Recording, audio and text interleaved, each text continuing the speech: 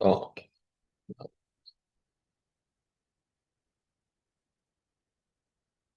היי, תסתכל אליי. ומה רואה אותי או לא? לא רואה.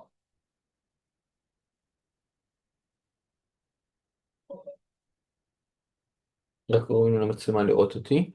מצלמה לא... אולי המיקרופון לא עובד, נכון?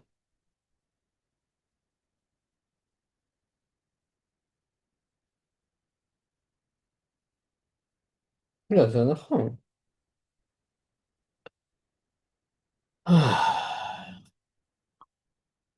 מצלמה? מצלמה בזירת הכל או לא? לא. לא, זה לדחוף אותו אחר כך.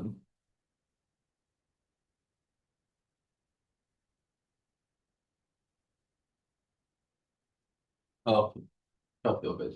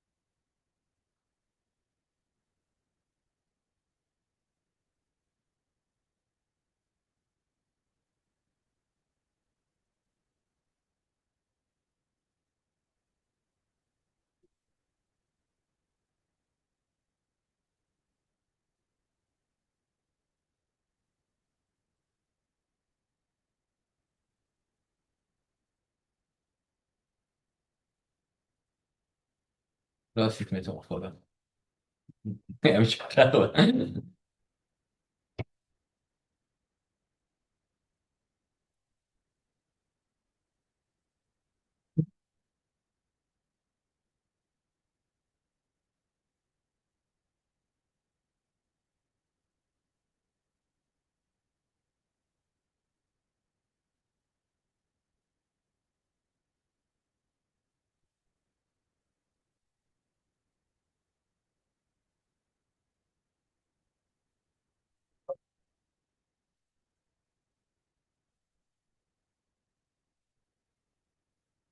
יש בינתיים שאלות? בינתיים אתם יכולים להתקן אותי מה היה בתרגול. שחר, תקן אותי אבל לא זכור. סופר קונטוס, כן, limit preserving. אני יכול לשקול ש-left adjoint preserves all limits, אז אני מניח שגם right adjoint preserves limits. לא אמרתי את הדבר שאני יודע שזה מבחינת טוב.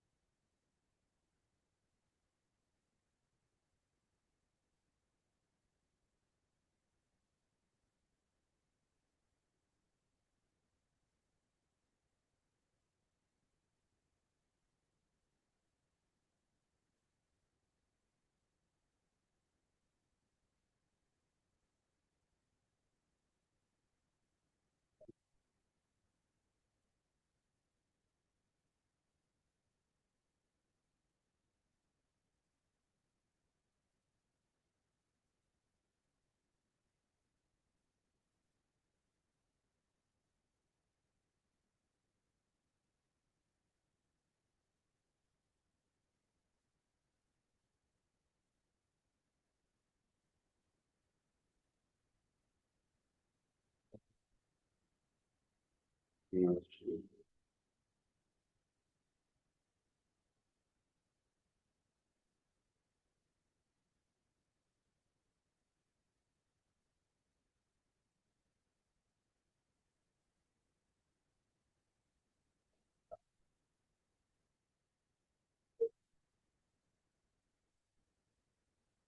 עושים היום?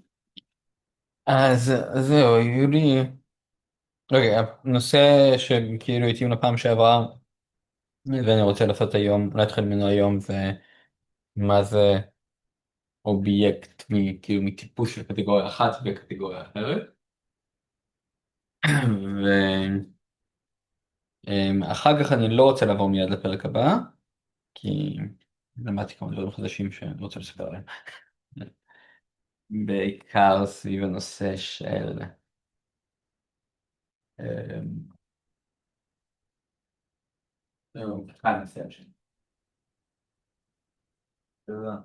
תמיד היה תרגול לקורס הזה? מה? תמיד היה תרגול? יצא לי שזה תמיד, הקורס זה לא... כאילו, במכון בעצם באופן כללי זה לא שהקורס הוא טוויל. מאז שהגעתי, לא מיד אחרי שהגעתי, התחלתי את מדי פעם את הקורס הזה. אני חושב שאני בגדול היחיד שמרצה אותו. ואני חושב שתמיד היו לי מתרגלים, כי אולי אחת של פעם ראשונה, פשוט באמת מאוד מגיע לחיים. ששמת לב שכאילו בתרגול יש אקסטרה פורמה, כאילו זה כמו תואר ראשון זה לא היה. לפעמים יש אקסטרה מה שתלוי. כאילו זה לא המטרה של התרגול, זה נשאר זמן ספורט, אבל לא.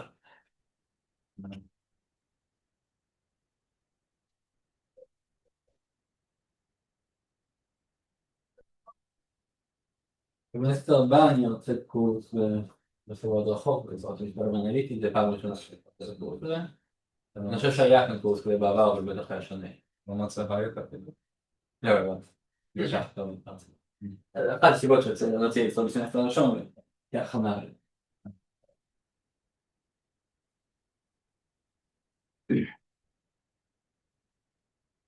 כן, בהרבה מקומות זה לא חלק מהסילבוס קורס בתורת הקטגוריות, כי נחשב שפשוט מלמדים את זה תוך כדי כשצריך. שזה גם פתרון, אבל קצת שנים לומדים בתוך כדי כשצריך ב5 קורסים שונים, אז זה עדיף לעשות את פעם אחת לפני זה אותי יוצא.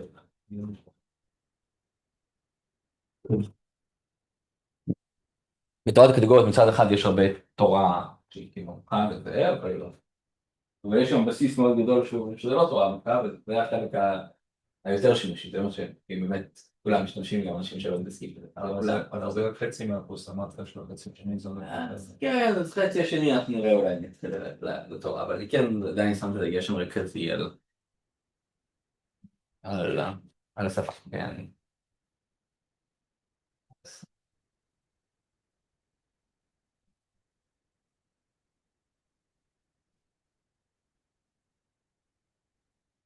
אני לא באמת יודע מה יהיה בחצי השני, זה לא בדיוק חצי, כן, זה יותר שליש האחרון, כאן זה מתוכנן כחצי, אבל בפועל זה לא הזמן, זה לא הקצב שבו דברים קורים.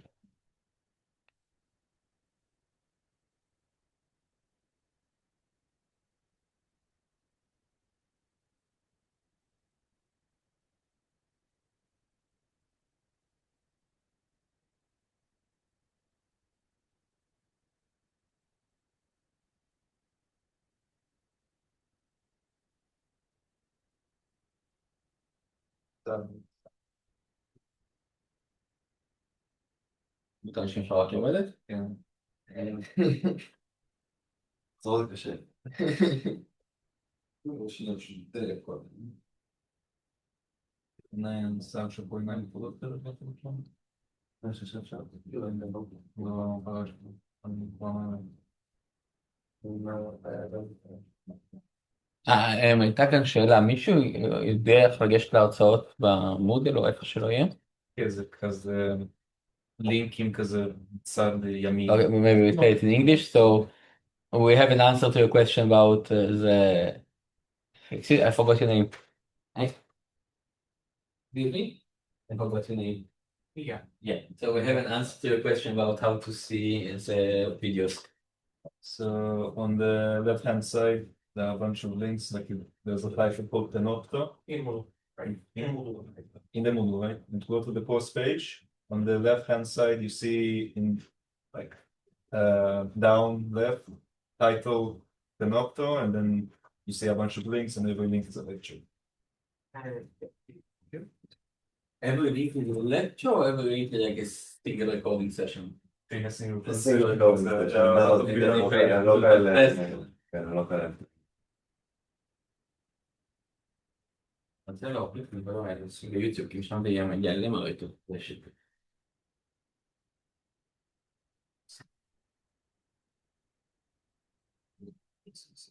לא, נראיתי העלית ליוטיוב, זה כל מיני לא דבר. שאני מבין. פעם אחת עשיתי את הטעות שלנו.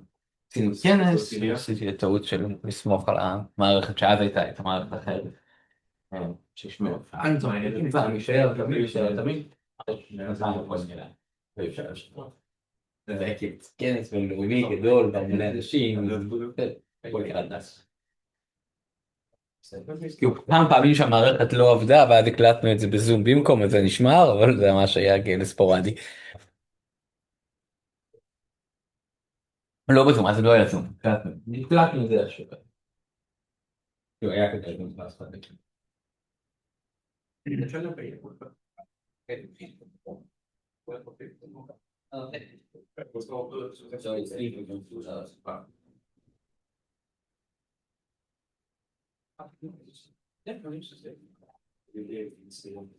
Okay, so I think we can start.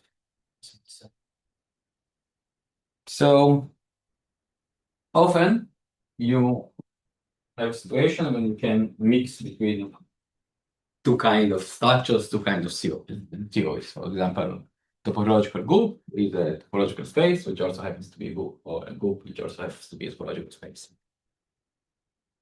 And now there is kind of general method to do it in category theory. So ideally, I would be happy to have some machinery that starts with two categories C and D, and mix them with your C object in D. C-like object in the category D, so it is called C object D. So you can't really have it for free. So it's not just getting to absolute categories, you know what to do. I don't know how to do it is. You need a bit more structure, so you need some forgetful functor, or some functor that we call forgetful. Probably we don't need anything from it, but you should be able to think about it as forgetful from C to sets. So this kind of give you the way to think about objects in C as sets with additional structure. And then, so suppose we're given this for definition. Okay,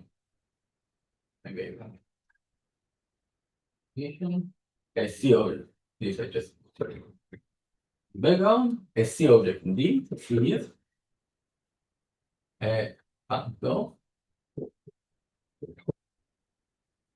F from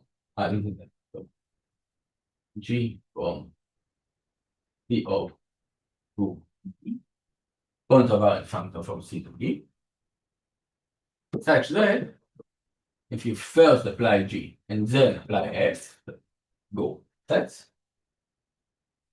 this is represented. So what is the idea? Is that if you have an object in D, which also happens to be kind of an object in C, so it means that morphisms to this object will not just be a set, it will also have a structure of objects in C. And then it means that you no, let's do it with some of this. Sure. So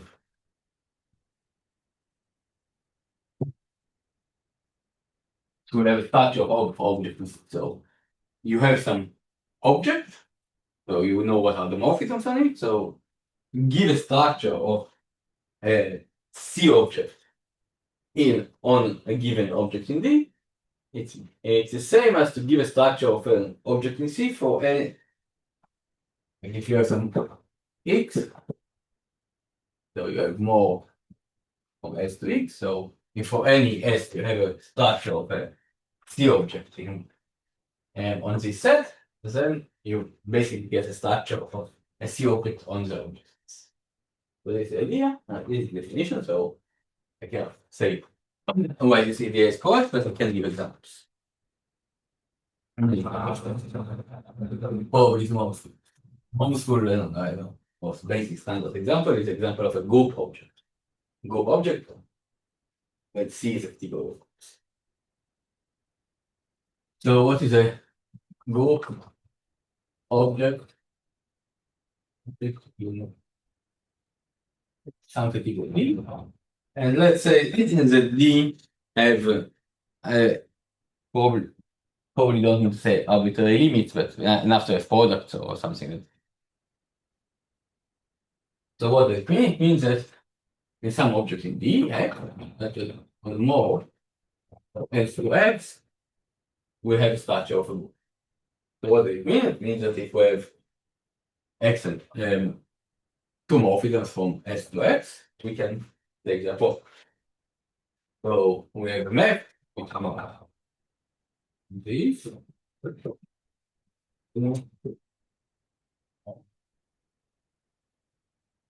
So now what is it?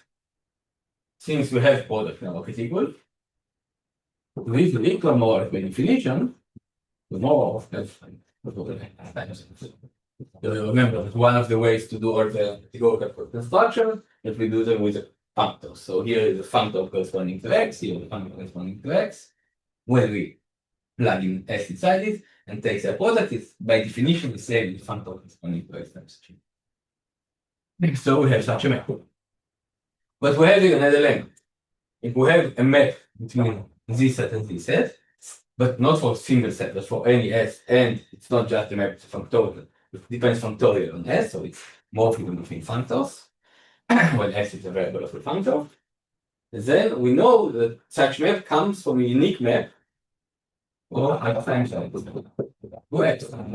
This is exactly the full part, so the existence of a map that gives this map is a part that the embedding is full factor. And the uniqueness of this map is a fact that it's spaceful. Fully faithful, so exists in unique map. So having C object in D, we got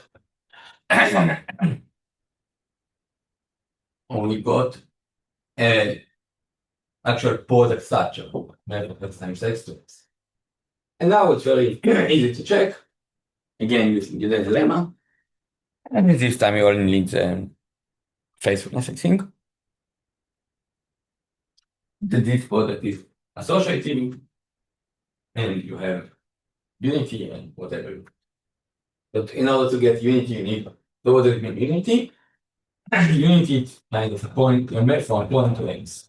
What is point is a terminal object. So you need to have terminal object, and then this structure gives you X. So in general, so there are two definitions of what is a group object in X. One is kind of the more modern definition, which is part of the general idea of C object in D. And the other is more classical. Group object in C or in D is an object X together with a map like this, and the map like this. This is a definition too.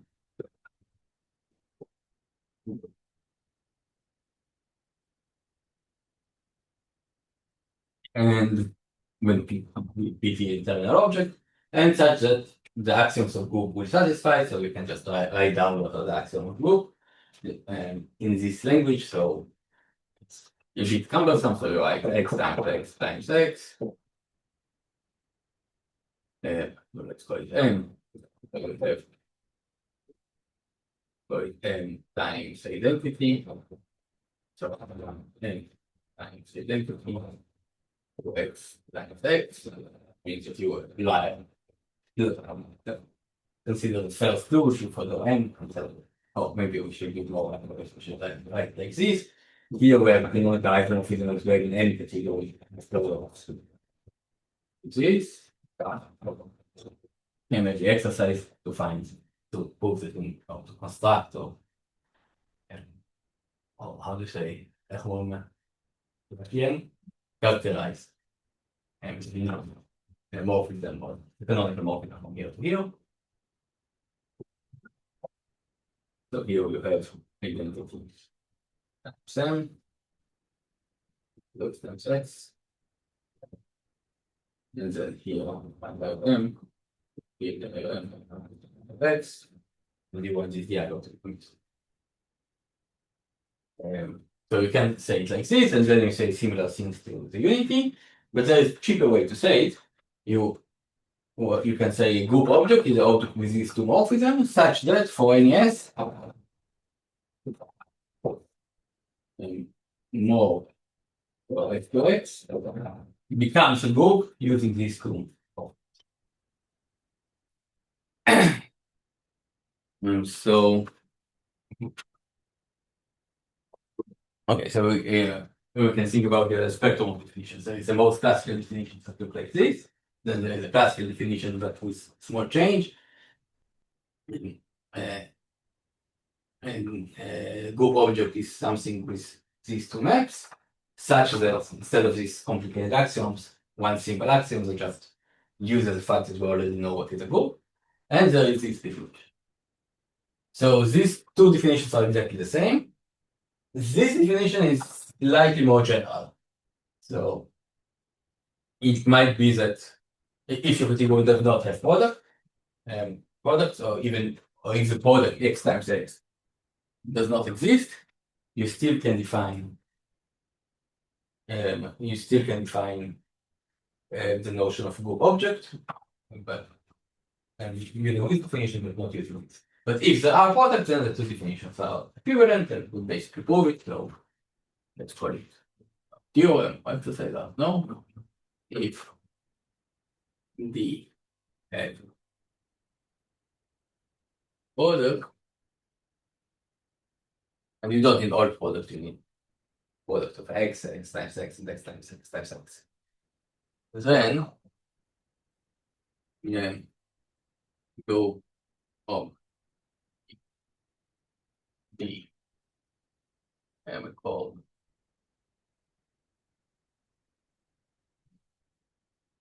one, two,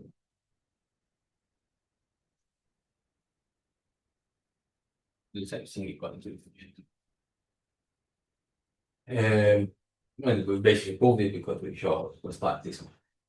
Now what actually make definition 1 and 2 equivalent, if here you can just read the same two lines, but not in the category D, but in the category of pressure on. So x times x always exists, but not an object in D. It always exists as a pressure function. Sometimes happens to be representable, but you don't care. And x is an object in D, but it always represents a functor, so we can always think about it as a pressure function.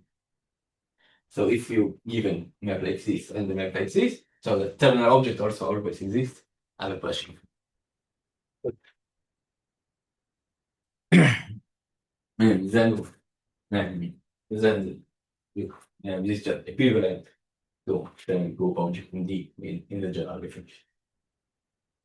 And you can find easily artificial examples when you want to use it, but they're kind of artificial, say all sets of magnitude up to 5 or equal to 5. So what is group object in this category? Basically a group of order 5 or up to 5. But if you work with the classical definition, then there are no product, then no notion of group object.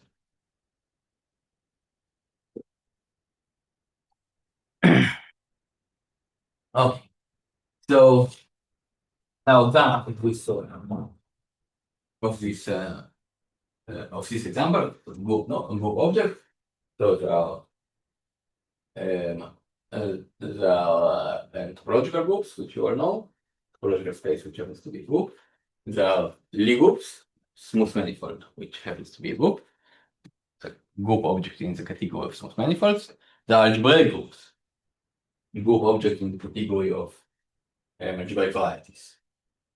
And if you're okay with algebraic with schemes, so there are also notion of group schemes, which is just group object in the category of schemes, but here you have to be careful because the category of schemes by itself is often it's not the most useful thing. So maybe more useful thing is the over category of a given scheme. Because if you want to think about, say, algebraic varieties as a special case of schemes, so algebraic varieties are always over some field. So let's talk about complex algebraic varieties. So complex algebraic varieties are the same as some nice schemes over the scheme like T. So if you remember, the category of a fine scheme is very simple. It's just the opposite category to the category of rings, commutative unitary rings. And so you have a functor from the category of commutative unitary rings to the category of schemes, affine schemes. You just say, think about this ring as a affine scheme, and this functor is for a spec. It's contravariant functor, so spec C is a scheme which corresponds to this ring. So we kind of 1 point because it's scheme on which the notion functions form this scheme to whatever. It's like it's part of the structure of the scheme. So functions on this scheme is C. So it's kind of 1 point because C is a field, but it's different from spec R or spec Q or spec Q bar or spec FP bar. They're all like 1 point, but they're all 1 point with different values. So if you want to do complex varieties, these are scheme servers. So if you want to define the notion of group scheme, so you can talk about the general notion of the group scheme, but this is usually weird. You usually talk about group scheme over some scheme S. And it's not a like general notion of scheme is like group object in the category of schemes. But the category of schemes have terminal object, but the category of rings have initial object. So the category of rings have initial object, object P, and the category of schemes have terminal object X, which is the same object. It's kind of the scheme on which function on which is Z. But Z is not a field. So it's not a good idea to think about this initial terminal object as 1 point, because it kind of have points inside it. For example, you have a map from V to FP, homomorphism of rings, yes? So you have a dual map just by the opposite category from spec P to. And one way to think about this scheme spec G was just like the family when the points are prime numbers. So it's not exactly the exact way, but it's still okay. So the over category of spec Z is just a category of schemes, but you can think about it as a category of family of like algebraic varieties or something more geometrical than the scheme, parameterized by prime numbers. So group object in schemes is just group scheme over spec Z. You don't need to say the spec Z because it's a terminal object, but it's a good idea to remember that it's kind of there. And group object over other scheme S, how you think about group object here, it's not a good idea to think about it as just a single group, because you don't really have a map from G times G to G, because G times G is not the product in the over category of S. You don't really need to know what our scheme for it, yes? So the over category of X, the product is not just general product, it's product over the fiber product. So it means that over each point of S, we take the product. So it means that over each point of S, the fiber have a product structure. But there is no global product structure. You can't multiply points over 1 point of S and point over other point of S.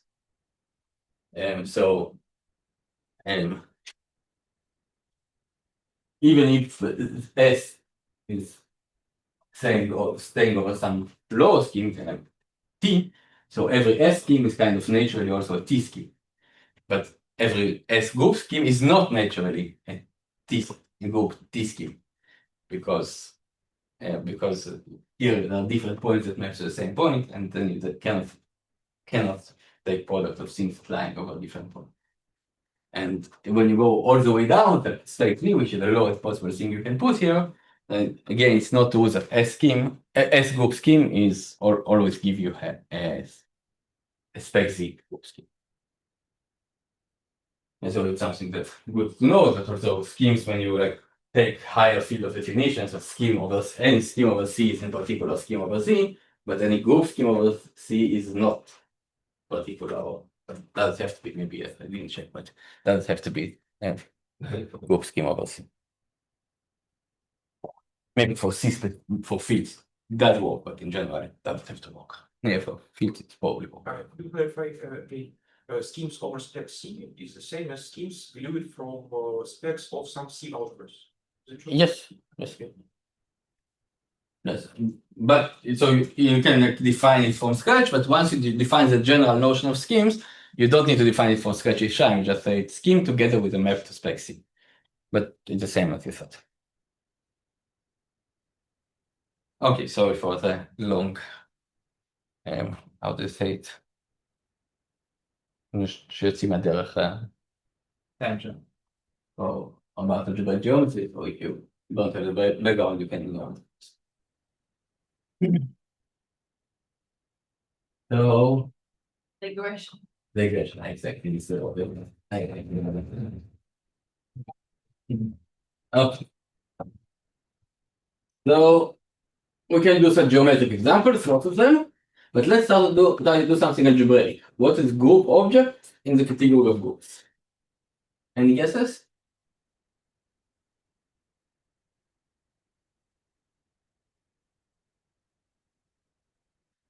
And so it's kind of an object that has two multiplication structures. The original structure and then another structure. It's not completely symmetric. The new structure has to be homomorphic with respect to the old one, but a priori not the other way around. And so it looks like something new that we didn't encounter before. But surprise? No. Or maybe an exercise. Decide later. Group objects in groups. Here. Billion. What does it mean? It means that if we have a set X with two multiplication structure and the second is homomorphic with respect to the first, then first of all, these two structures coincide, but also they're both a billion. And this is kind of surprising. And if you have a course in algebraic topology, so who taking parallel course in algebraic topology? I already took it. Okay, for some of you already took it, some of you taking it. So you probably notice that we have this group pi1, the fundamental group, which is very nice, which can be non-commutative. You have this example with how to nail a picture. We say two nails to the wall, such that when you take off one of the nails, it will fall down, because then pi1 is not commutative. And then you have pi2, etc., and they're all commutative. And you can ask why it's happened, and that kind of many different proofs, but maybe they're not so different. But here one way to prove it, that pi2 have two natural product structures. If you think about pi2 as the maps between square to your variety, there's polygonal space such that map all the boundary to a point, so you can take the product like this and take the product like this.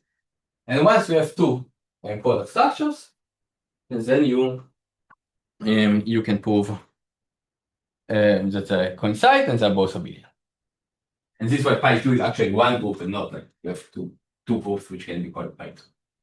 But it happens not only in pi2, which you have like two product structure which are symmetric, and also you can have here infinitely many product structure. I will talk about it in a moment. So it's maybe look easier to prove for pi2 than to prove it for pi1 of a group. So if you have a topological group G, then it's pi1. It's a group. It's a group from two different reasons. One reason because it's pi1, and the other reason because G is a group. So you have two structures on pi1, and then suddenly these two structures coincide, which are very different things. Yes, one of them you do one pass, and then the other pass, and the other just pointwise multiply both paths. They're completely different paths, but there happens to be a homotopy. Both paths, both products coincide, and they're both commutative. And this you get kind of from free from this general theory. And a long time thought that there are like two completely different proofs for the commutativity of pi 1, pi 2. And one is algebraic proof, which is very general, proof of the group. And another is a topological proof, and which is so how does it go? So another way to think about computation, so you don't really have to put squares one to the other. So one way to think about pi 2 is to think about it as maps not from a disk, but from output. But outside some board, map everything to the special point. So it's just the same as maps from a disk or map from a square. But then you can compose them very easily. You move one of them far away to the right, and then here you define the first one, and then far away where before was constant, you define it the second one, and everything glued together nicely, because outside large disk everything is. And then you see that you have Aleph products. You can move it to the right, but you can take any angle and move it to this angle. And then you see very simple proof that pi 2 is commutative, because you can do like this. So this product is the same like this product, the same like this product, the same like the vertical product, you said, which is the same like this left product. So which is the first product just the other way around, so both products are the same and commutative. So this proof seems to use much richer much more information on pi 2. So it seems to be very different from this one. And only recently I finally understood that they are not the same, but the others. So let me prove this theorem, but I will cheat a little bit. I will already assume the fact that the unities are the same. You can prove it easily. It is an exercise. Just after you assume this fact, then the proof of this theorem, which is kind of algebraic, if you encode it good enough, then you can think about it as something geometric. And the idea is that if you have two product structure, one way, we're not given an object where we cheat, you can do it with paper, but I just want to cheat so you will see the similarity. You can write one of the product as usual product, and the other product you write vertically. Instead, when you want to write A times B with respect to the other product, instead of writing something like this, you can just write something like this. Okay, so now we want to show that A times B is equal to B times A. And it's also equal to A vertical times B. So what we do, A is equal to A times 1 with respect to the vertical product. So we write like this. And B is equal to 1 times B with respect to the vertical product. So we write like this. But now the two products commute, so we can put the parentheses like this, but we also can put the parentheses like this. And usually it's not a good idea to use two-dimensional writing, but here. So B times 1 is A times 1 is B. So what happens? We took the B, we lift it up, and then we move it left. The same like in this Hepburn Hilton argument. That's probably. Now we can continue. It's equal to 1B, A1. And again, we can first put, sorry, we have to first put like this, but then we can put like this. This is B. So we basically did the same operation, but in a discrete way, and encoding it with the two kind of products. So now we can not could before see how we can do the exercise from sketch, but seeing this you can see why the proofs are the same. So you can just do it from sketch with simple algebra. You start with A times B equal to equal to equal to. Then now don't cheat, use a star product and say dot product, and then you see that everything works. You get the same quality. And so the quality is its content is the fact that the two group structure are compatible. So the second group structure is homomorphic with respect to the first. We have the map from V times G to G, which is not the usual product, it's a second product. So but we do group object in group, so we have another product, which we call it star or vertical product. And this is homomorphism of groups. When you see what it means that you can change the order of. Let's write it honest to God, yes. So we have A star 1 times 1 star A. B. And this is here maybe I want to use this the dot in the homomorphism with respect to star. It's enough to use one of them, depends on how to write it. So it means that it's A times 1 star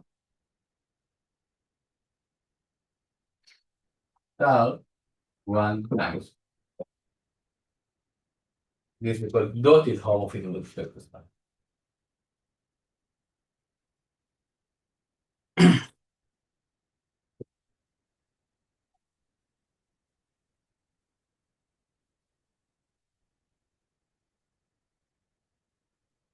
Oh. Yeah, here I use the fact that one is the same one, but you can also prove it in a similar manner.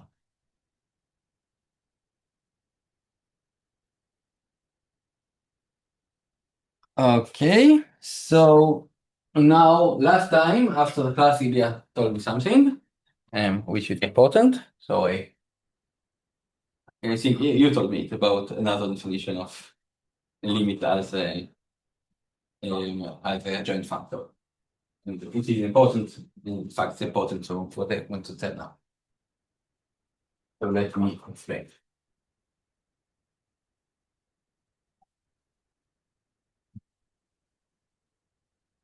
So before we talked about limit as kind of a natural way to extend diagram from a given diagram to a diagram that have just another terminal object. So we say we have a forgetful functor from Y diagrams to narrow diagrams, and a joint functor generates this new object, and this is a limit. And this is correct. But also you can think about limit as in a slightly different way. You have a functor from C to the category of diagrams of a given shape.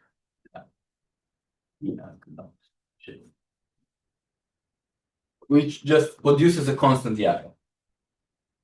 Given an object, is just do constant diagram with all the objects from C, equal to this object, and all the morphisms are identical.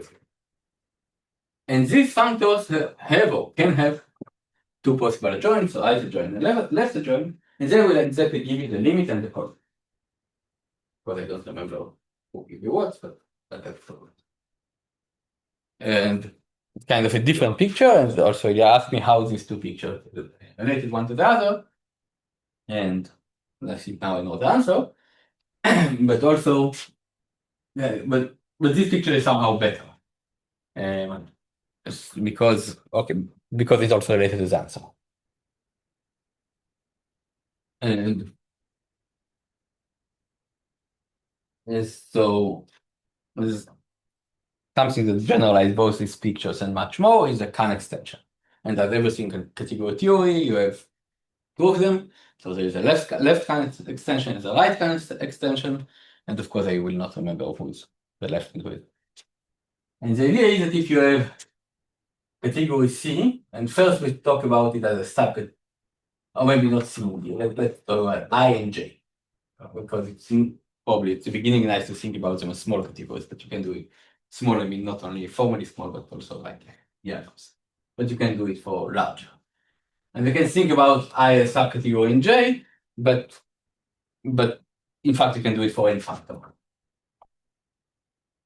So the functor, it's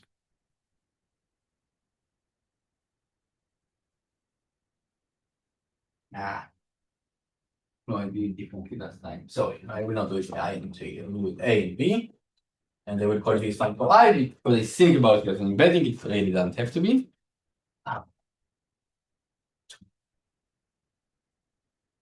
And now we have to functor from A to C.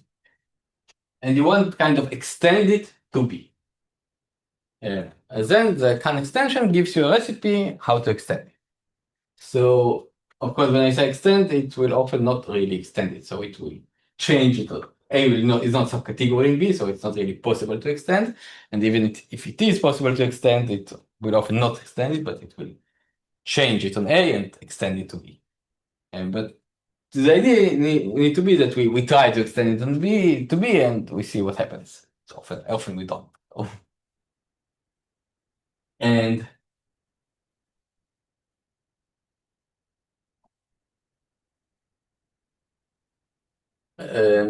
okay, so how would you do it? You know how to do the other way around. If you have functor from B to C, you can restrict it to A. Or restriction, maybe it's not a good name if I is not embedding, so pull it back to A or compose it with I. So we have a collection of functors.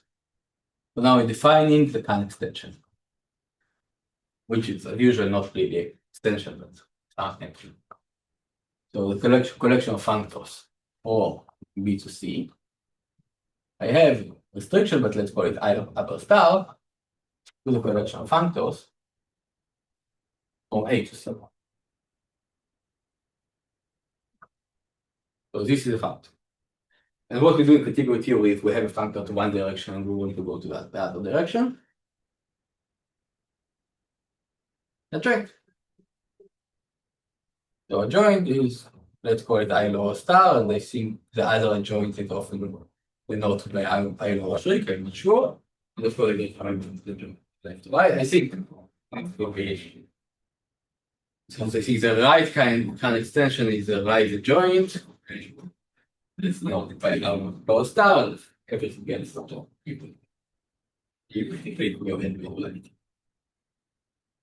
So, okay, that functor doesn't have to exist, but often it does exist. In fact, there is kind of general theorem that if you have limits, I want to say if you have all limits, then it exists. But to say about categories itself, all limits is a little bit meaningless statement. Yes, so if your category is small, so then you say all limits, you mean all small limits, and small categories with all small limits, there are almost no such categories.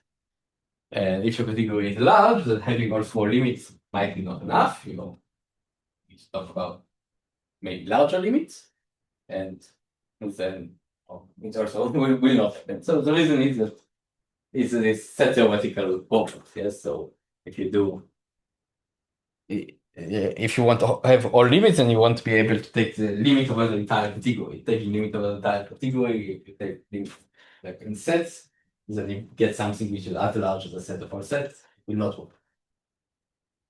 So you want to avoid it, and there are some techniques to avoid it, and we will not go into them. And so the basic idea is that what you do is you assume your category is large, it's not small. You have all small limits, but the category is not too large. So there is some set inside the category, set of objects, and when you take limits out of this set of objects, you get everything else. And so, for example, the category of sets. In the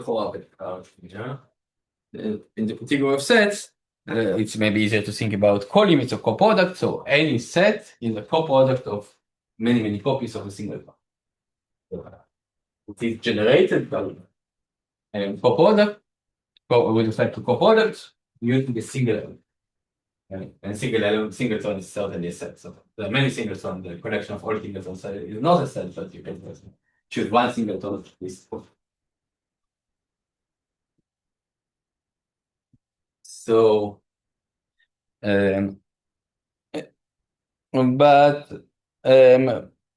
okay, so you can formulate all these conditions exactly, but instead you can just say you will prove it in the basically non-existing case, and you have all a small category with all small limits, which is not existing case. But we will just know that usually it will happen, and in each particular case, it's very easy to check that this construction actually work or can be made possible. So what I want to say is that if I think B have enough limits, then you can construct then the right adjoint I lower star. How we would do it? So you have an object you have a function from A to B, and you have an object in a function from A to C, and you have an object in B, and you want to extend this function to C to this object.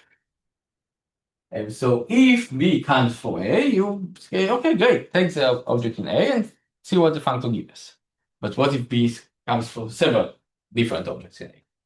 So we say, okay, let's take each of them and see what the function gives us in each case, and then we want to do some kind of average because we don't know what to decide.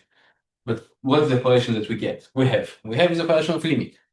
So we can take all the objects in A that maps to this object in B, and take limit over all these objects. Okay, but this also seems weird because what does it mean maps to an object in B? Maps to an object in B, it means that you have isomorphism. Formally it means that you have an equality, but it's evidently something wrong to do. So you want to consider all objects in A when you have isomorphism to a given object in B. But this is also not a good idea because this will not happen and will not give you anything when B is outside. When the object in B is outside the image of I, and you kind of wanted to extend something. And then you can just ask to have a morphism. And then you get the correct answer. So we're going to try the correct answer.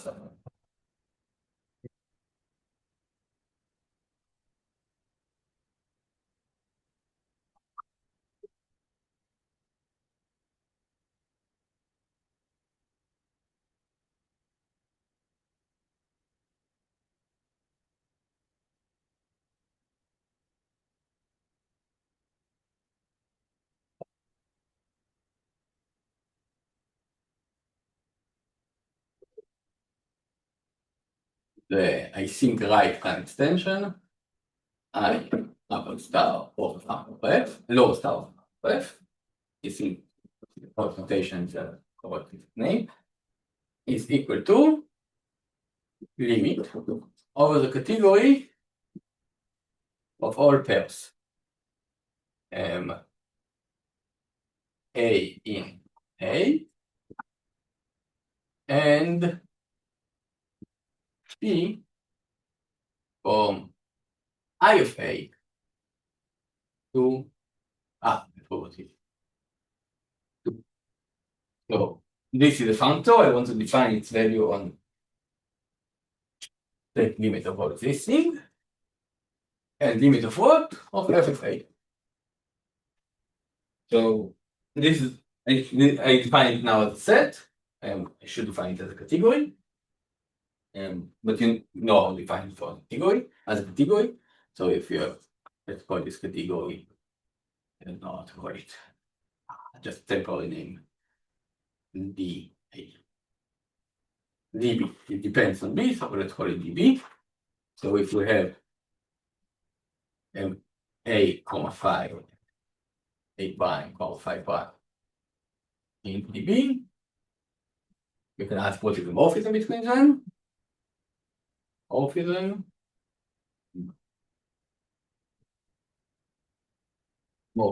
Then,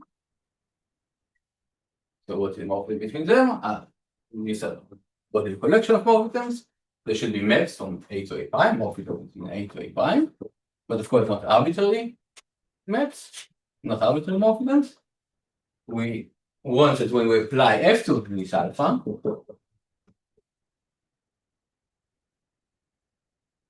not F, sorry, I.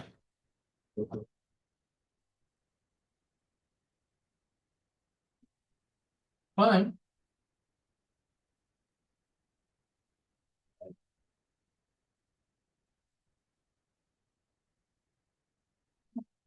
Then we get commutative here.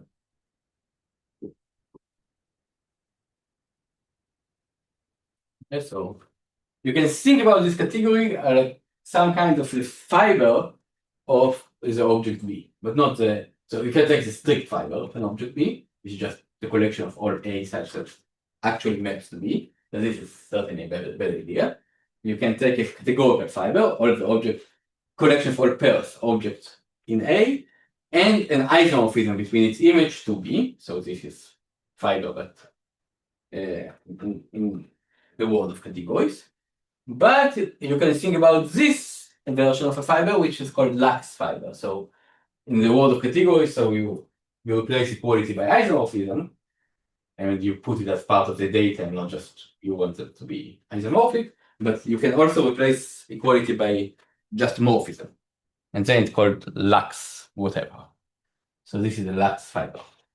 And you take a limit over the lax fiber of A, and this is what gives you the object.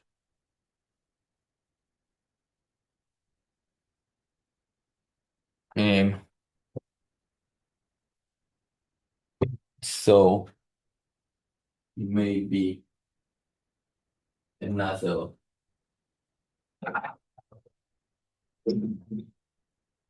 way to think about integral extensions.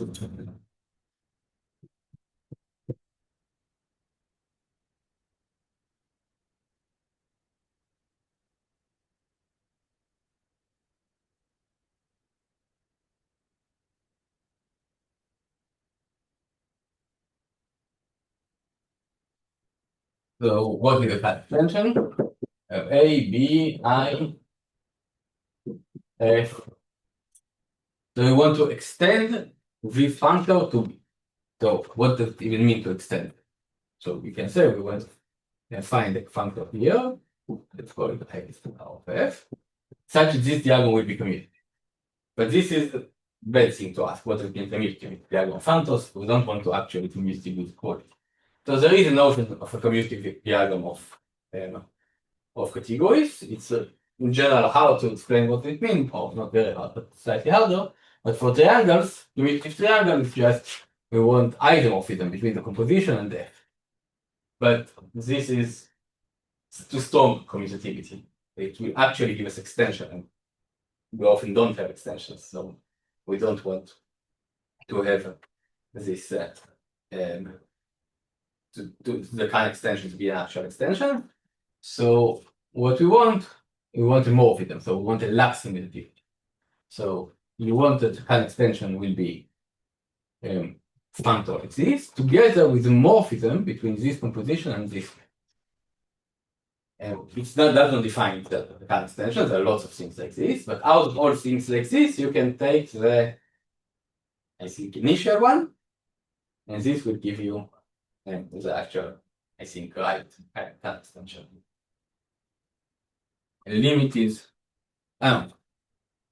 probably terminal one, yes, terminal one, because limit is a terminal object, so this will be. So here we have to take the terminal. So out of all these diagrams, so a functor like this and morphism from this composition to F, you take, I think, the terminal one, and this is a basic right hand extension, and it's rather easy to check that this definition is equivalent to this definition, and also it's rather easy to check that this definition is equivalent to, oh, it's not equivalent, but it's computed by this formula, assuming that this formula makes sense, assuming that you have so let's leave both of these qualities as an exercise, but if you feel you want to discuss them next time, I can try to solve this exercise, but just send me an email before, so I will be ready. I'll show you ready. So now let's take 10 minutes break. Oh, meet in 10:15. 11:15.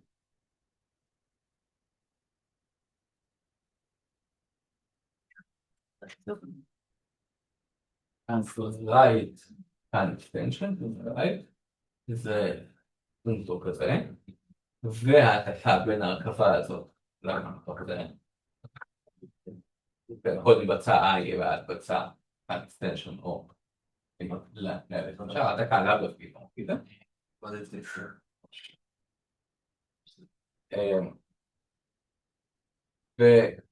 והזוג הזה צריך להיות אוניברסלי בין כל הזוגות מהסוג הזה. אוניברסלי, אני מניח שזה אומר במקרה הזה, אוניברסלי, אבל B, אבל הלימיט של F של זה A. זהו, העתקה בין שני כיוונים. איזה איזה שהעתקה, אבל אולי שהסוף לא יהיה. זה לא באמת הייתי בישראל, אבל בפן אקסטנשן תהיה טבעית, כי היא תהיה, כל הזוגות האלה יהיה האוניברסיטה. קטגוריה של כל הזוגות האלה יש שם הרבה זוגות פה.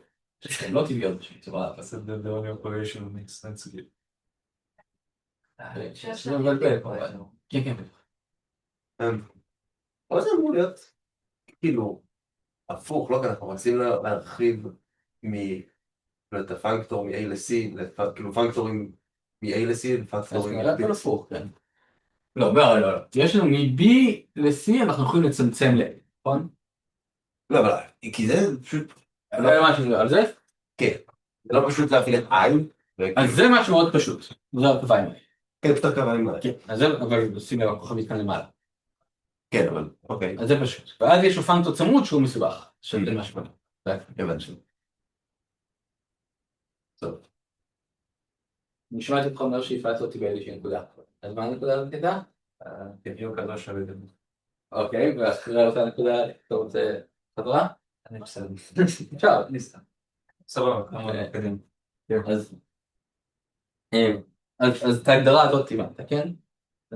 סבבה. שזה כאילו הדבר הטבעי לעשות, אם יש לך, אתה רוצה להרחיב, אז אני לא יודע איך להרחיב, אני יודע איך לצמצם, אז כשאני רוצה ללכת הפוך, אני רוצה לצמצם. אז אולי יותר נכון ללכת אחר, אולי צריך יותר בעד ביניים. אני מנסה לראות מה זה אומר תכלס. אז תכלס יש לי פנקטור כזה, יש לי F, אני רוצה להרחיב אותו במרכאות ל-B. אני לא באמת מרחיב אותו ל-B. להפוך אותו מפנקטור מ-B ל-C. להפוך אותו, אבל זה אומר שגם אני יכול לשאול, כן? אז אני עושה פנקטור מ-B ל-C, אבל אני פחות עושה איזשהו קשר. אז אם הייתי רוצה שזה באמת יהיה הרחבה, הייתי רוצה להגיד שההרכבה הזאת שווה ל-F. אבל שווה זה אף פעם לא היה טוב להגיד, הייתי אומר טוב, אני רוצה שהיא תהיה איזומורפית ל-F. אבל זה עדיין לא מספיק טוב, כי זה באמת תכלס הרחבה, אז אני רוצה שיהיה מורפית. לכיוון הזה אני חושב מורפיזם. בעיקרון אני רוצה את הדאטה הזאת, הרחבה ומורפיזם. מורפיזם, כן, באופן כללי יכול להיות הרבה, אבל עכשיו אני מסתכל בין כל הזוגות האלה, הפנקטור ומורפיזם. הפנקטור ומורפיזם. מהרכבה ל-F. מורפיזם בין פנקטורים. מורפיזם בקטגוריית פנקטור, מה שפעם. אז זה כאילו המון דאטה, כן? כן. אבל בין כל פיסות הדאטה האלה יש המון פיסות דאטה כאלה, עכשיו אני צריך להגדיר עליהם מבנה של קטגוריה. טוב, זה לא מאוד מסובך, יש לי שני פנקטורים כאלה, אז מורפיזם ביניהם זה פשוט מורפיזם של פנקטורים, Natural Transformation, אבל אני גם ארצה איזושהי דיאגרמה 2 ו-2 קונקטיבית, שבאה עם זה שברור, כן? אז יש לי קטגוריה, בקטגוריה הזאת אני צריך למצוא אובייקט, חושב שטרמינלי, התאבוד 50% אני צודק. וזה נקרא, וזה ייתן לנו את ה-right kind of session שמתקרב 50%. ועכשיו יש דרך לכאורה לבנות אותו. איך אנחנו בונים אותו? יש לנו אובייקט ב-B, אני רוצה לדעת לאן לשלוח. אז זה אני אשלח אותו, אז אני מסתכל על כל האובייקטים ב-A שהם מגיעים אליו. מה זה מגיעים אליו? לא יכולים להגיע ממש אליו, אנחנו יכולים להגיע למשהו שכאילו איזומורפי אליו. כאילו לפי I. לפי I, כן? כל אובייקט ב-A שכאילו הסיף שלו, זה לא באמת הסיף שלו, אלא מה זה אומר מגיעים אליו? גם אם הייתי ממש רוצה שיגיעו, אני לא אבקש שוויון, אני רוצה איזומורפיזם, אבל לא סתם לדעת שאיזומורפיזם, אלא הדאטה שלי זה הזוגות, אובייקט ב-A ואיזומורפיזם. ועכשיו אני מרכך את זה, אתה בוחר אובייקט, לכל אובייקט שאיזומורפי, אתה בוחר אחד מהאיזומורפי. כן, אבל עכשיו אני אפילו לא אומר איזומורפי, אלא מורפי. יש לי כל אובייקט, זוגות, אובייקט ב-A ומורפיזם. ואז אני מקבל המון אובייקטים, אוסף המון, כאילו, הזוגות האלה, אז אוסף הזוגות האלה זאת קטגוריה, ככה, די דומה, אוסף קטגוריה, או דיאגרמה, כן, דיאגרמה, קטגוריה, אני עכשיו יכול על פי הקטגוריה הזאת לקחת גבול של F של A. לא באמת יכול, כי אני גדולה מדי בשביל לקחת גבול, אבל אנחנו נתנים בנושא הזה. בעיקרון נתתי עכשיו הוכחה פורמלית, או לא הוכחה, אבל בנייה פורמלית, לדבר הזה במקרה שבו הקטגוריה שלנו היא קטנה ויש לה את כל הגבולות הקטנים, אבל זה מקרה שקרוב מאוד למקרה, אם אני לא טועה, רוני אמר לי שזה פשוט פוסט. כאילו, A פה זה אותו A שבתוך קטגוריית הזוגות האלו? ה-A, אני רץ, כן, אני רץ על האינדקסים האלה ולכל אינדקס אני כותב f של a. עכשיו זה צריך להראות שזה דיאגרמה, אבל בהנחה שיש לי שני... הם לא צריכים ליזום, זה מורפיזם. זה מורפיזם, אבל בהנחה שיש לי שני a פה, אז יש לי העתקה בין f של a ל-f של b, פקטור, או של a ל-f של פריים, לא f של b, אני לוקח גבול על פי כל הדיאגרמה הזאת, וזה... זה בעצם. כן, זה... באמת די מבלבל, לא קשה, אבל מבלבל.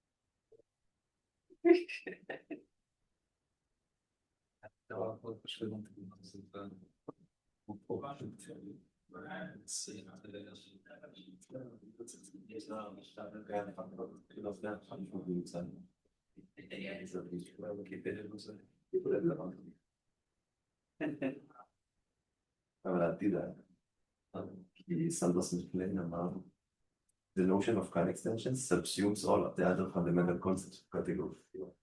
נסו סבסיות. לא. הכי חשוב כאילו. כן, משהו כזה. בוא נחפש תרגום היחיד. Fine.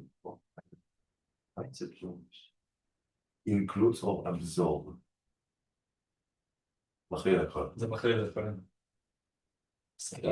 קליר.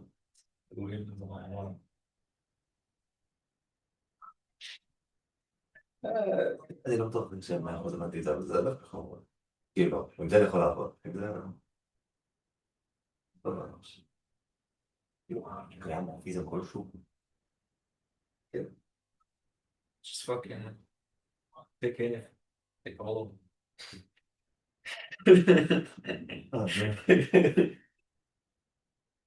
כזה מבוצע.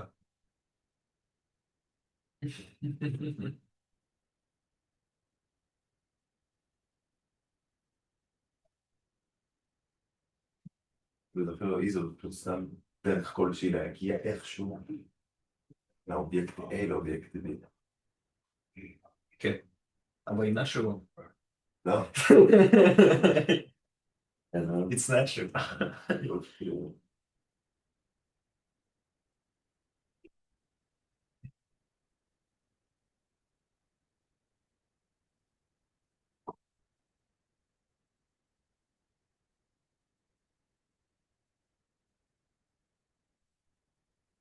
מתוך מים.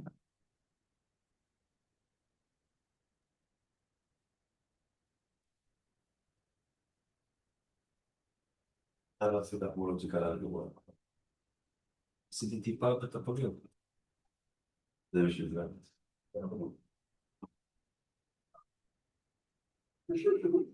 איפה הבאת את ה... באיטליה? מגניב. ממש לא. מה? איזו.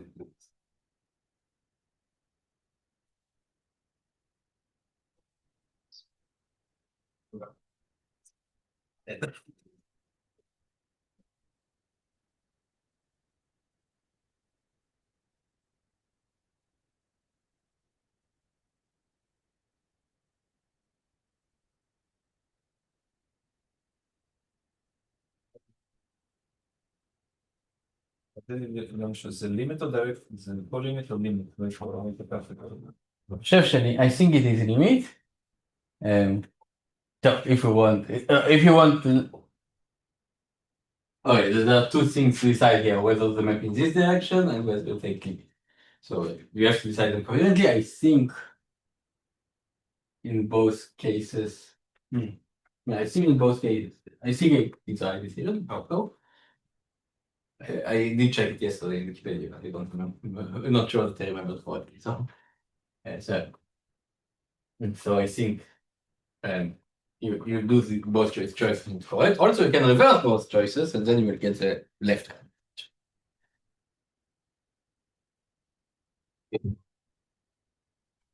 I'm going to say how this left and right conversations relate to these two different motions of limits. Yeah, so this is what I wanted to say next. And even say it into here. What? I think I didn't switch it off because I knew that I would get it still on.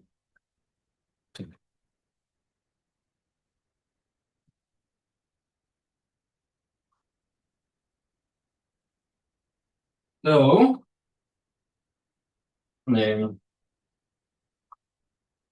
we can think about limit as a special case of the current extension. You see here, we can think about current extension as a special case of a limit, so we can construct it using limit. Now we can do the other way around to compute limits using current extension. And there are two ways to do it. You have gamma, you have the trivial category, point, and you have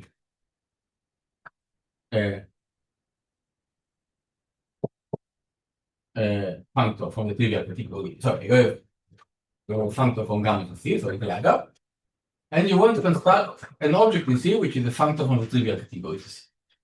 So you take the current extension and you get the limit. Or you take the left hand extension and you get the coordinate. This is one way to do it. Another way to do it, you have gamma and you have this gamma tilde. If you want to compute limits, so gamma tilde is initial object. You add an initial object. And you have a functor like this, and you have to extend it to include the initial object.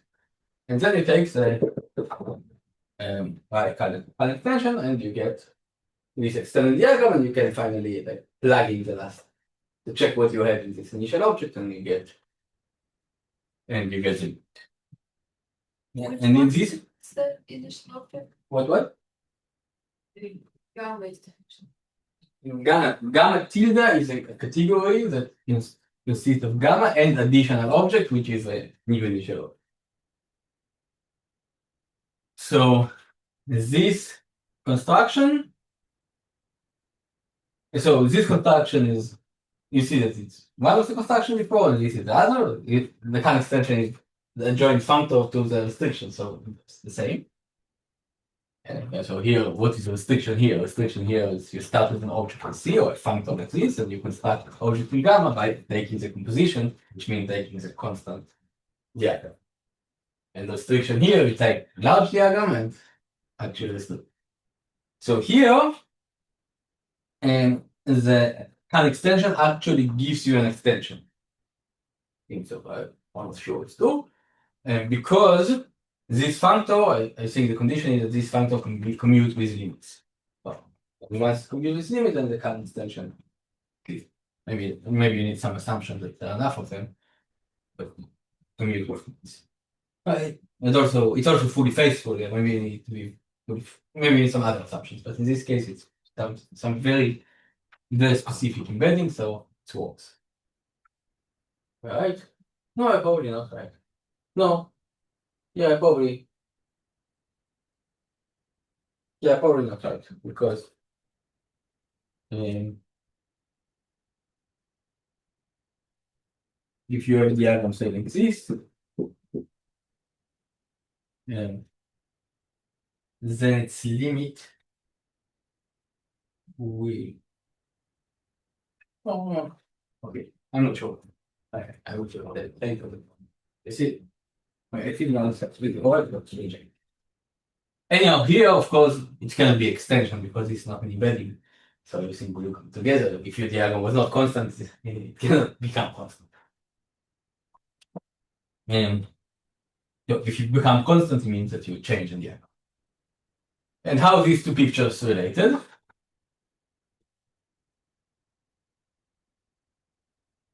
So you can take first this kind of extension, and then this kind of extension. So kind of extensions are kind of functorial when you have two functors, I and j, b to or a to b to bx. No, so you can first perform I, then perform j, and takes a kind of extension, and this is canonically isomorphic. The kind of extension, I think about it now as a functor between functors. This is canonically isomorphic to this. And the reason is very simple because the pullback is, of course, functorial or associative, whatever, and then just in dualities preserve commute with compositions. Change the order of composition. So you can take the kind extension to here and then to here, or just directly take the kind extension to here. So the kind extension to here is taking the limit of a diagram which already have initial object. So it's just taking the initial object. You don't care about them. Yes. And so okay. And this is exactly our the first construction.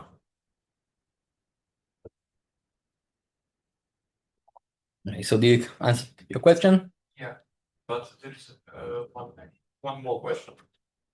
Like a question. So have a procedure when we taken a diagram a small category gamma, then adding each object, and then collapsing into one object category.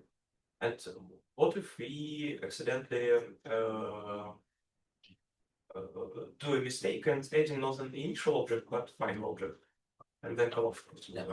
Yeah, so it's like a general question in the limit. When you in the limit there are like two things that The limit is, for example, one way to define limit, you say it's, you know what is the limit of sets, and then you take a functor representable by its limit of set.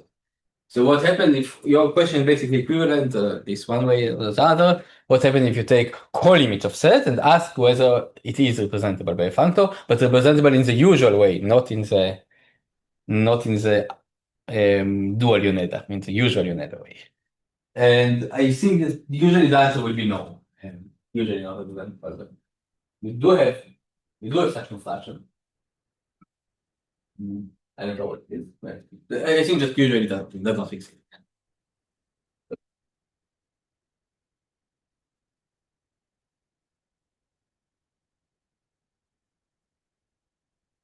Okay. So I forgot whether I look about all. No, I didn't look about all the examples. Yeah, I wanted to give another. Okay, taking now. It should have been before the last hour. Another example of C category and D. So you remember that you had the category of the category of say coverings. Of more general file bundles. Now I know what are file bundles. I want to define vector bundles. And so yeah, I think it's fine. So basically, your first guess is correct. Vector bundles are vector spaces in the category of fiber bundles. Yeah, so it's a fiber bundle together with the vector space structure for on the collection of maps between any other fiber bundle to this one. So one direction you see immediately once you have a fiber bundle vector bundle, and then you have a vector space structure on this collection of maps. And the other direction is a little bit more complicated, but okay, it can be a nice exercise given a fiber bundle and such a structure to find the linear structure. And as usual, the idea is that you just start with X.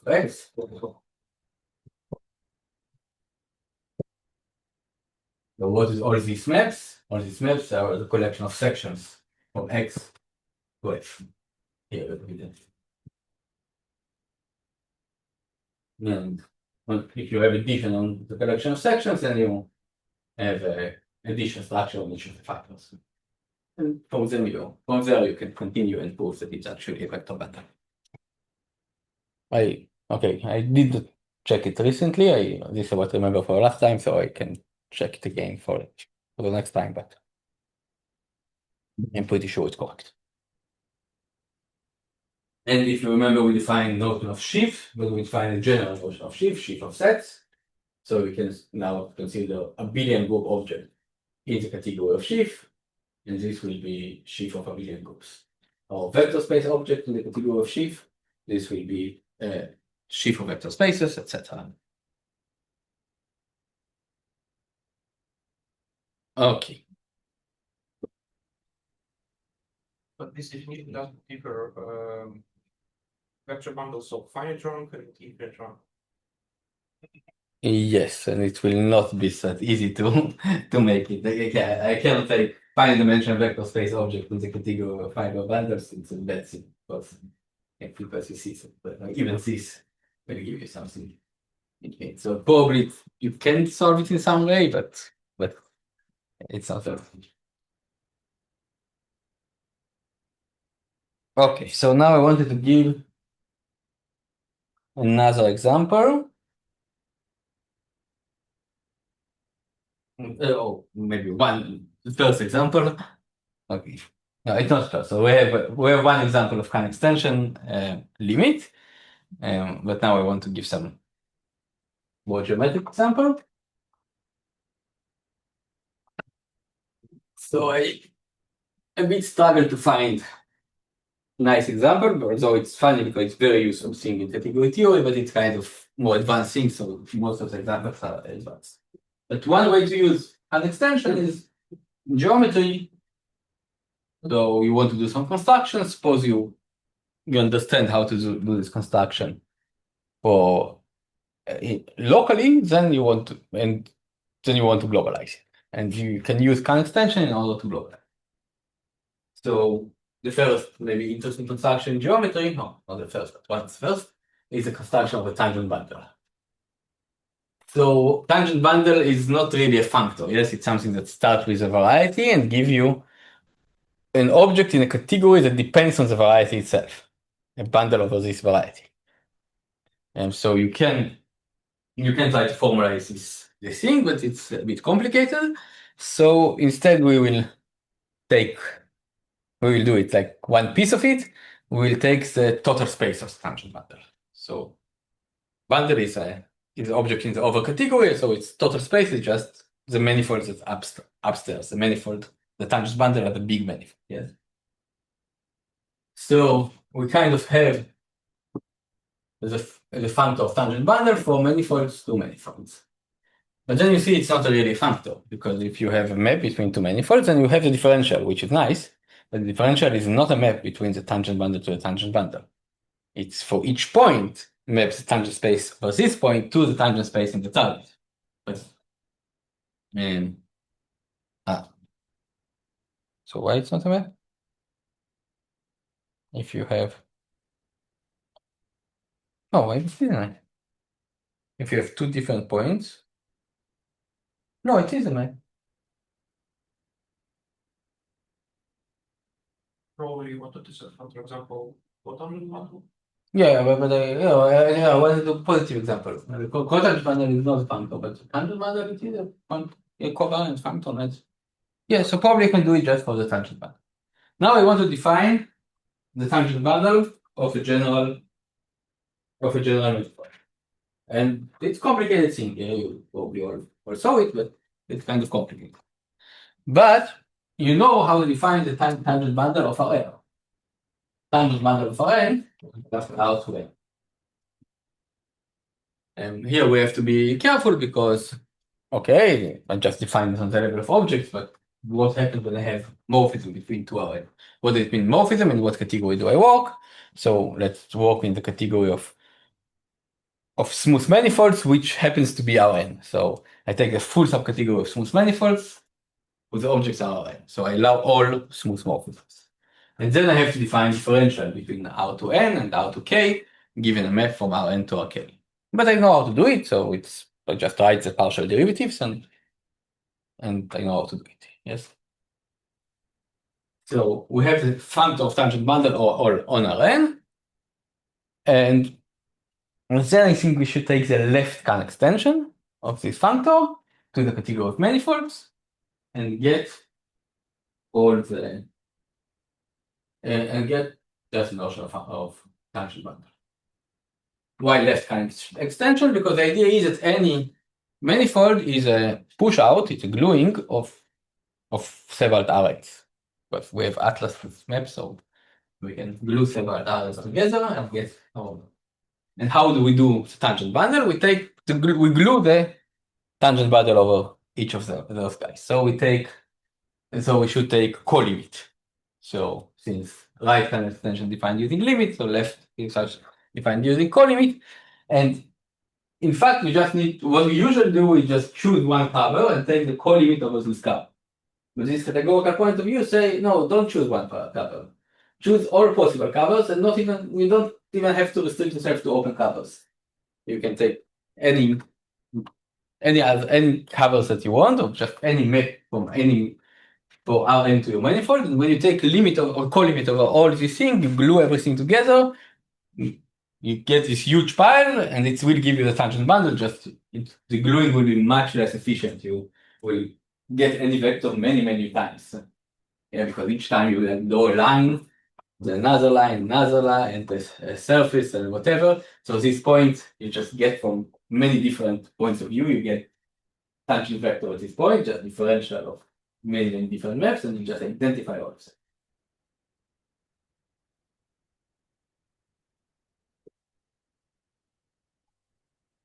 So this is kind of an application, or not really application, because but a way to use this notion of Khan extension in order to define the tangent bundle. you fix the dimension?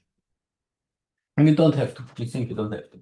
On the other hand, you can, if you want, you can consider fixed dimension, and also you can consider the category of only with open embeddings, and this also will be enough.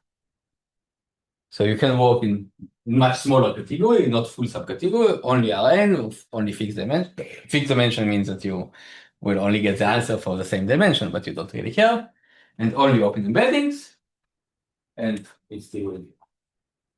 But you can take all the embeddings and you can take all the maps, and you still get.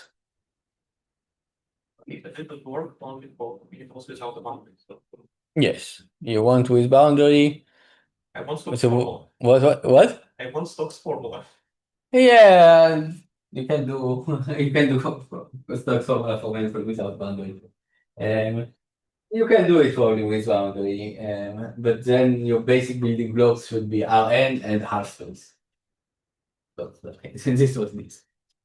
And you can do the same thing in algebraic geometry. You want to define tangent bundle of algebraic variety. Okay, here is a problem because in algebraic for non-smooth algebraic varieties, you do have the tangent bundle. You don't have the tangent sheaf. So yeah, so you want to find tangent bundle of algebraic variety. You can do it. You can do it locally, but then the building blocks are affine algebraic varieties. Why don't you have tangent sheaf? Because it doesn't really work. So the natural object is a cotangent sheaf. The tangent bundle is not a bundle. Tangent bundle, you can define it as a total space, but it's not a bundle. If your variety is singular, so you can define the notion of like derivations there, but it's really weird. So you can take the tangent sheaf and take the But dual sheaf. We have D-model size. D models what? And D models of singular varieties are defined very differently. But it is out of the scope of the class, so let's do it later. Okay, so now let's go to the. Now it's only second hour. The function. We want to just polynomial vector fields. So again, if your variety is smooth, then or if your variety is a affine space, then you know what are polynomial vector fields. If your variety is some general variety, which might be singular, then the notion of vector field is not really defined. Yeah, but we know what the derivations of. There is this notion, but it will not reflect your intuition about tangent bundles. But let's don't do it now. Okay. Now let's do limits and colimits of categories. Yeah, so this topic is kind of less elementary than the next one, but the next one I want to use it, so I want to use this topic in the next topic, so we're kind of doing a change of places. So we will talk about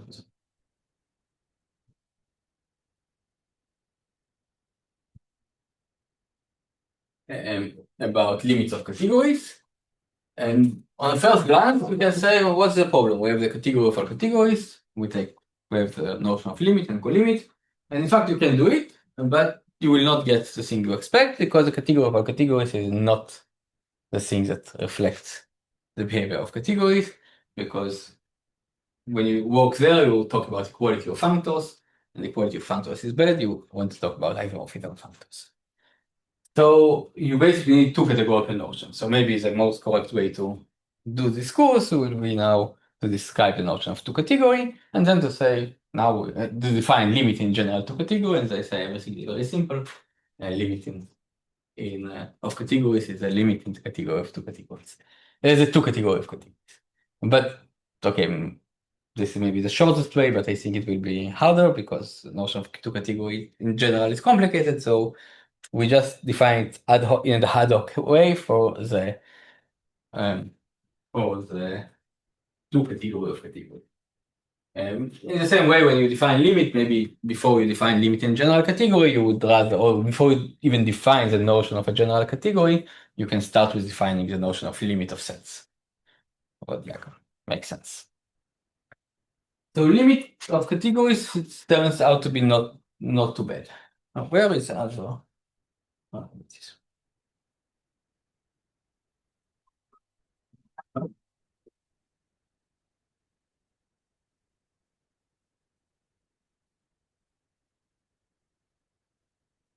So first of all, we need to talk what are diagrams of categories.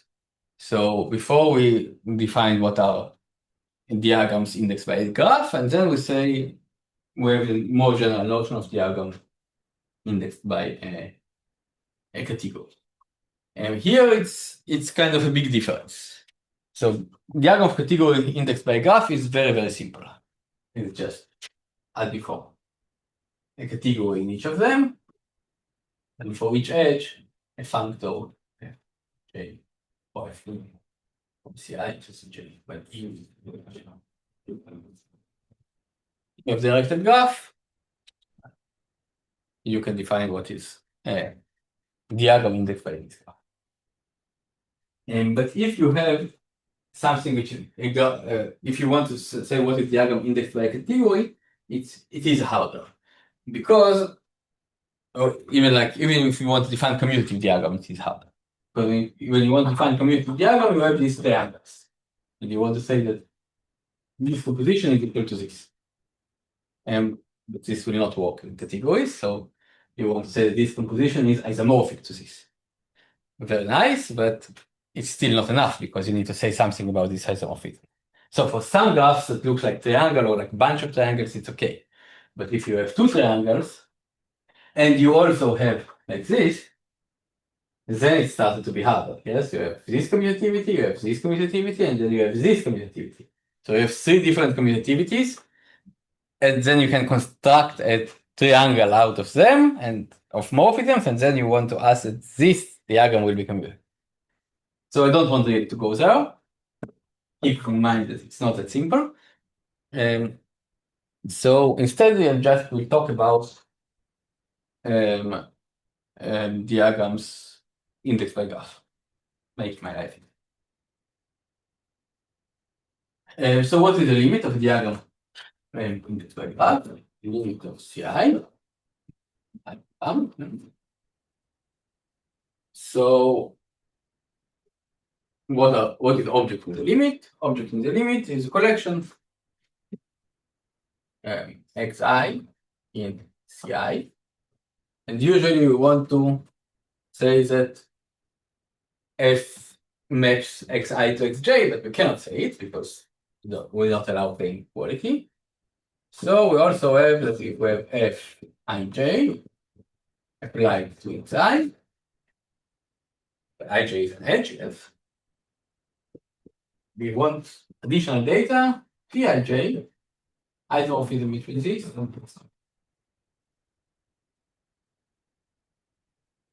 And is this enough?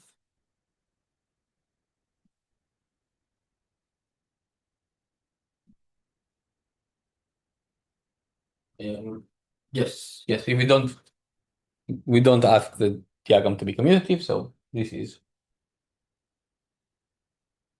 And the notion, if it will be set, I will just ask quality here. So now we ask isomorphism. So now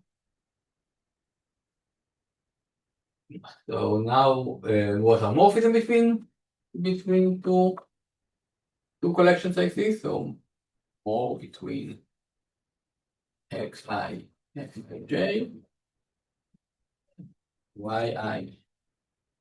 gij. No, definitely phi, pij.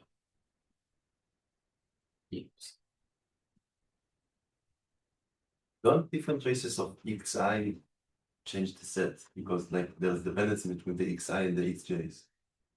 Like, Of course. So here I run over all xi's, and so I run over all i's. So for an object in the limit is a collection assignment of xi and morphism like this.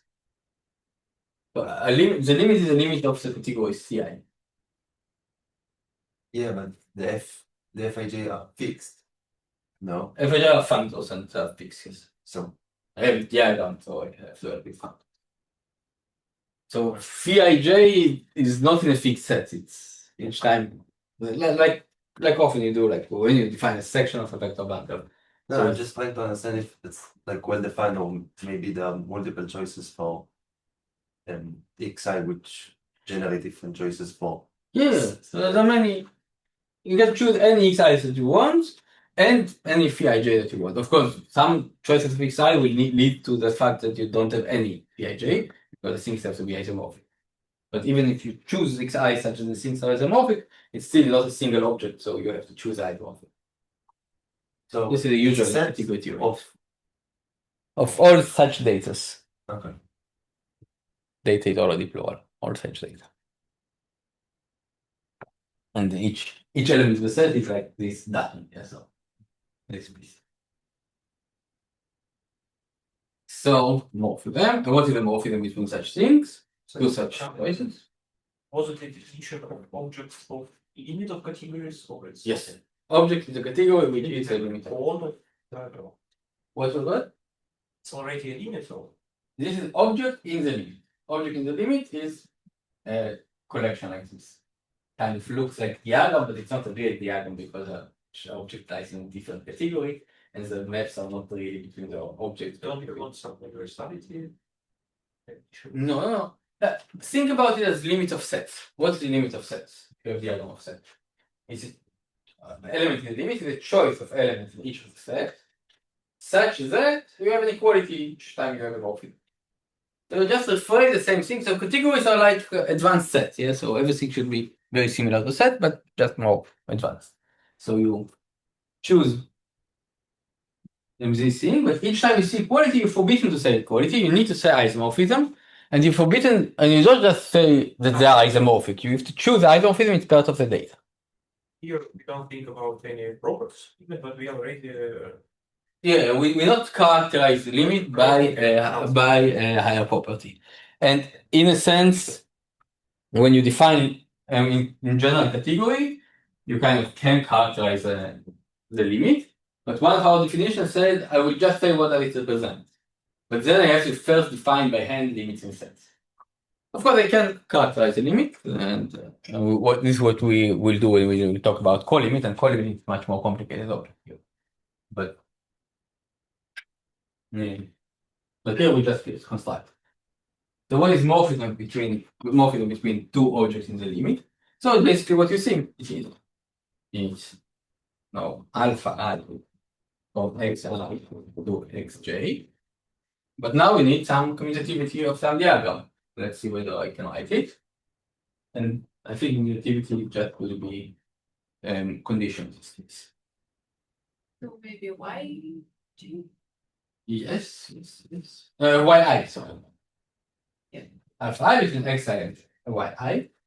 But now each time I have an edge, I have xi, I have fij of xi and xj. So I have fij of yi and yj. Now what else do I have? Here I have vertical arrow, alpha ij. Alpha j. And here I have the arrow. It's not fij, it's f. It is fij. It depends on the edge. Fij of alpha I. And here I have the arrow of Fij. And here I have the arrow Pch. And of course, this diagram should commute. So not so bad. And this is very general notion of limit of category. So product of category is exactly what you think. It's just a product of the object here. So home, for example, we said before that home is a functor. You can fix one of the objects in home, consider a functor in the second one, or to do it the other way around. But also you can just consider home as a functor with two variables, and functor with two variables by definition is functor from the product positive.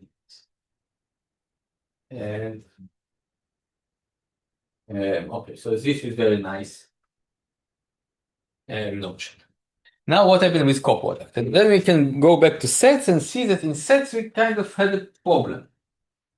We don't really know how to define, well, we know how to define coproduct of colimit of sets.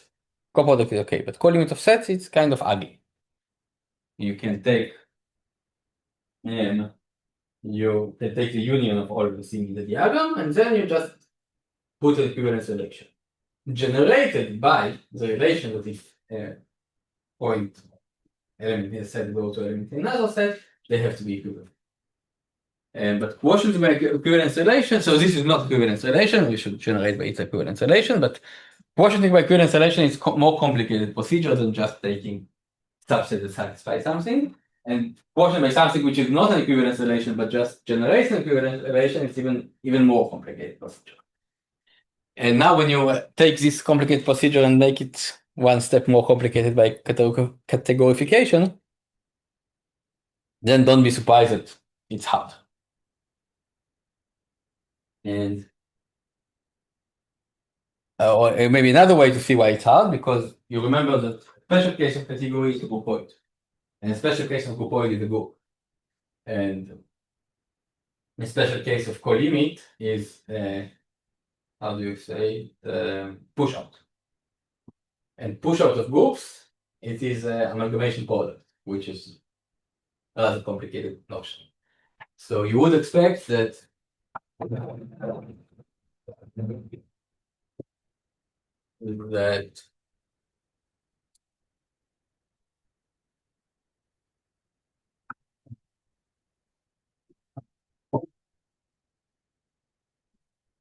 but it's not going to be. So what we will do instead, we will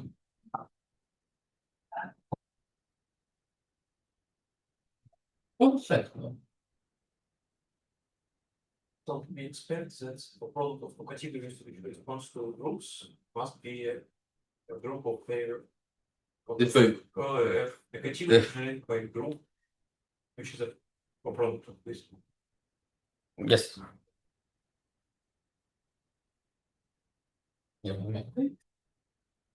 I'm confused. No, I think it's not the coproduct of two category. No.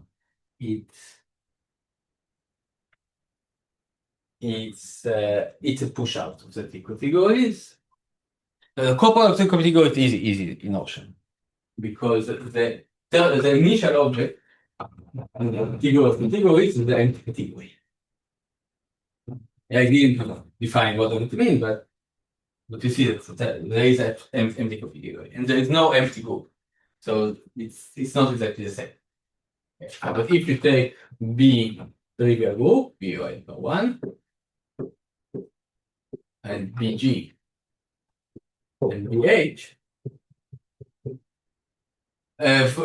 don't take groups, take monoids. And it's not, you can take two groups, consider them as the monoids. No, it will be the same. Probably will be so that method, right? BG times H.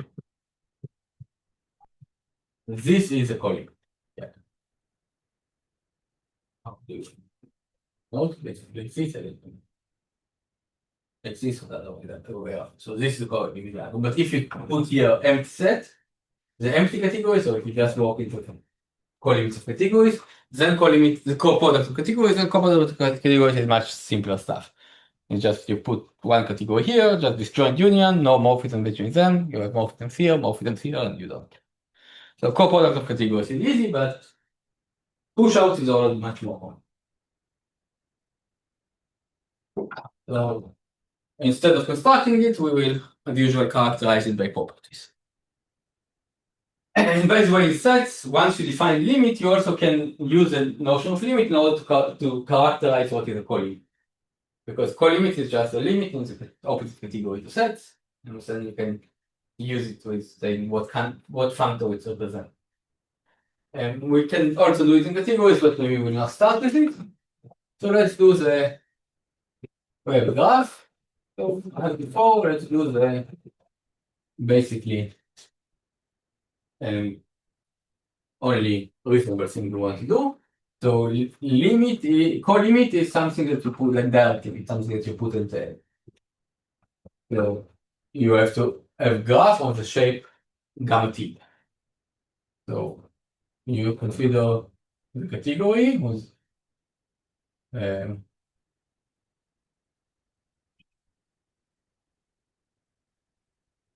okay. It's not a category, so but you just consider the following thing. Oh, it is a consider categories. No. So you have CI, yes. So you want it's not a category, no, just define a collection, yes. You have a category D and functor fi from CI to D. But now you want so this thing together with the original diagram of categories defines some kind of larger diagram of categories. But now you want some kind of commutativity, not a general commutativity, but only commutativity of diagrams. And here we use the fact that we're talking about classical graph. And then the commutativity that you want is the following diagram. The commutative CI, Cij, Fij, sorry, Cj, Fij, right.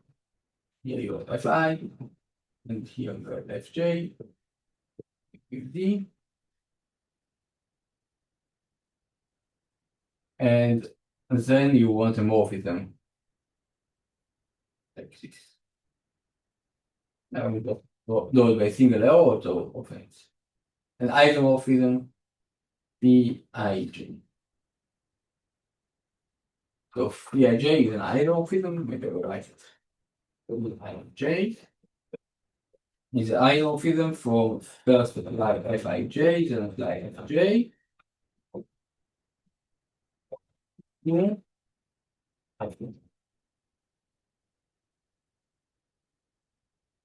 Yes, so consider the following collection. Category D, functors like this, and isomorphism like this. So we have many such collections, and the idea is that all such collections are formed together to categories, but I don't want to say what it means. I want to say what are now I have two elements in this collection. So let's call this collection and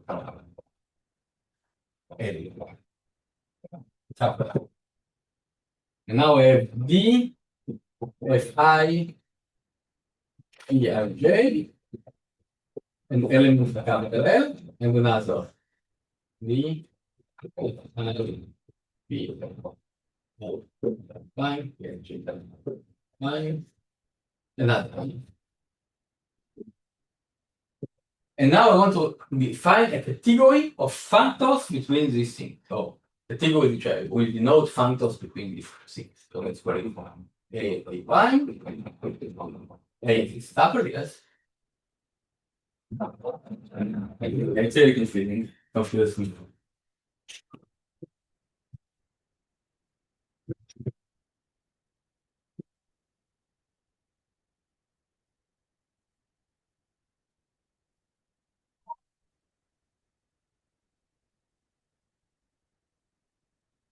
So I want to define what are functors between A and A prime. And this is a category. So as usual, I will define the collection of objects and you will guess what are the morphisms. So object here is first for a functor between D and D prime.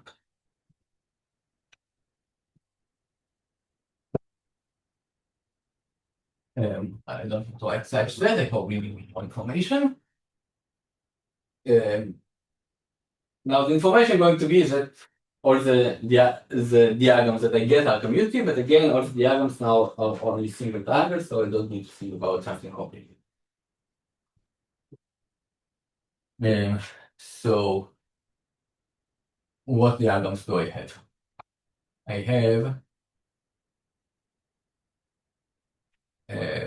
from C I to D, and from D to D prime, and from Ci to D prime.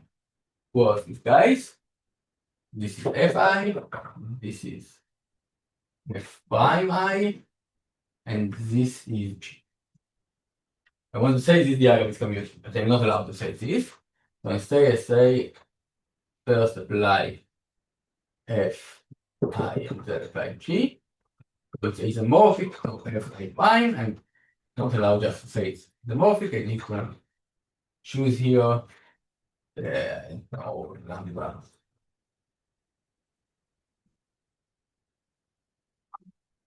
But since I'm talking only about triangles, there are no conditions. If the diagram is more complicated than just a graph, then there will be some conditions. So I define the notion of functors between two datas in L, two datums in L. And now I want to define the notion of the colimit. So colimit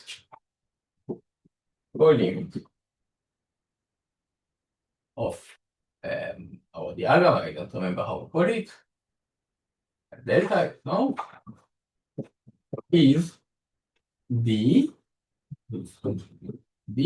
such that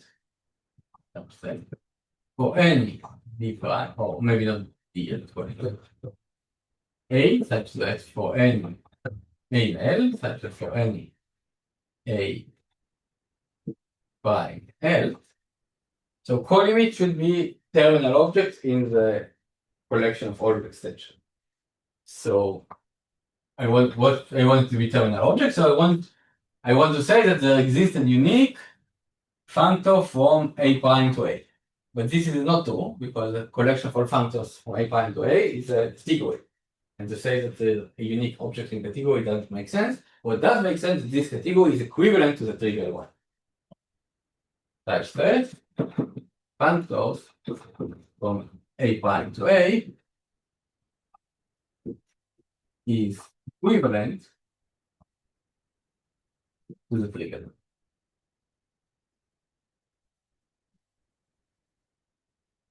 Yeah, so this is a way to characterize the colimit of categories. I didn't prove that it exists, but it is.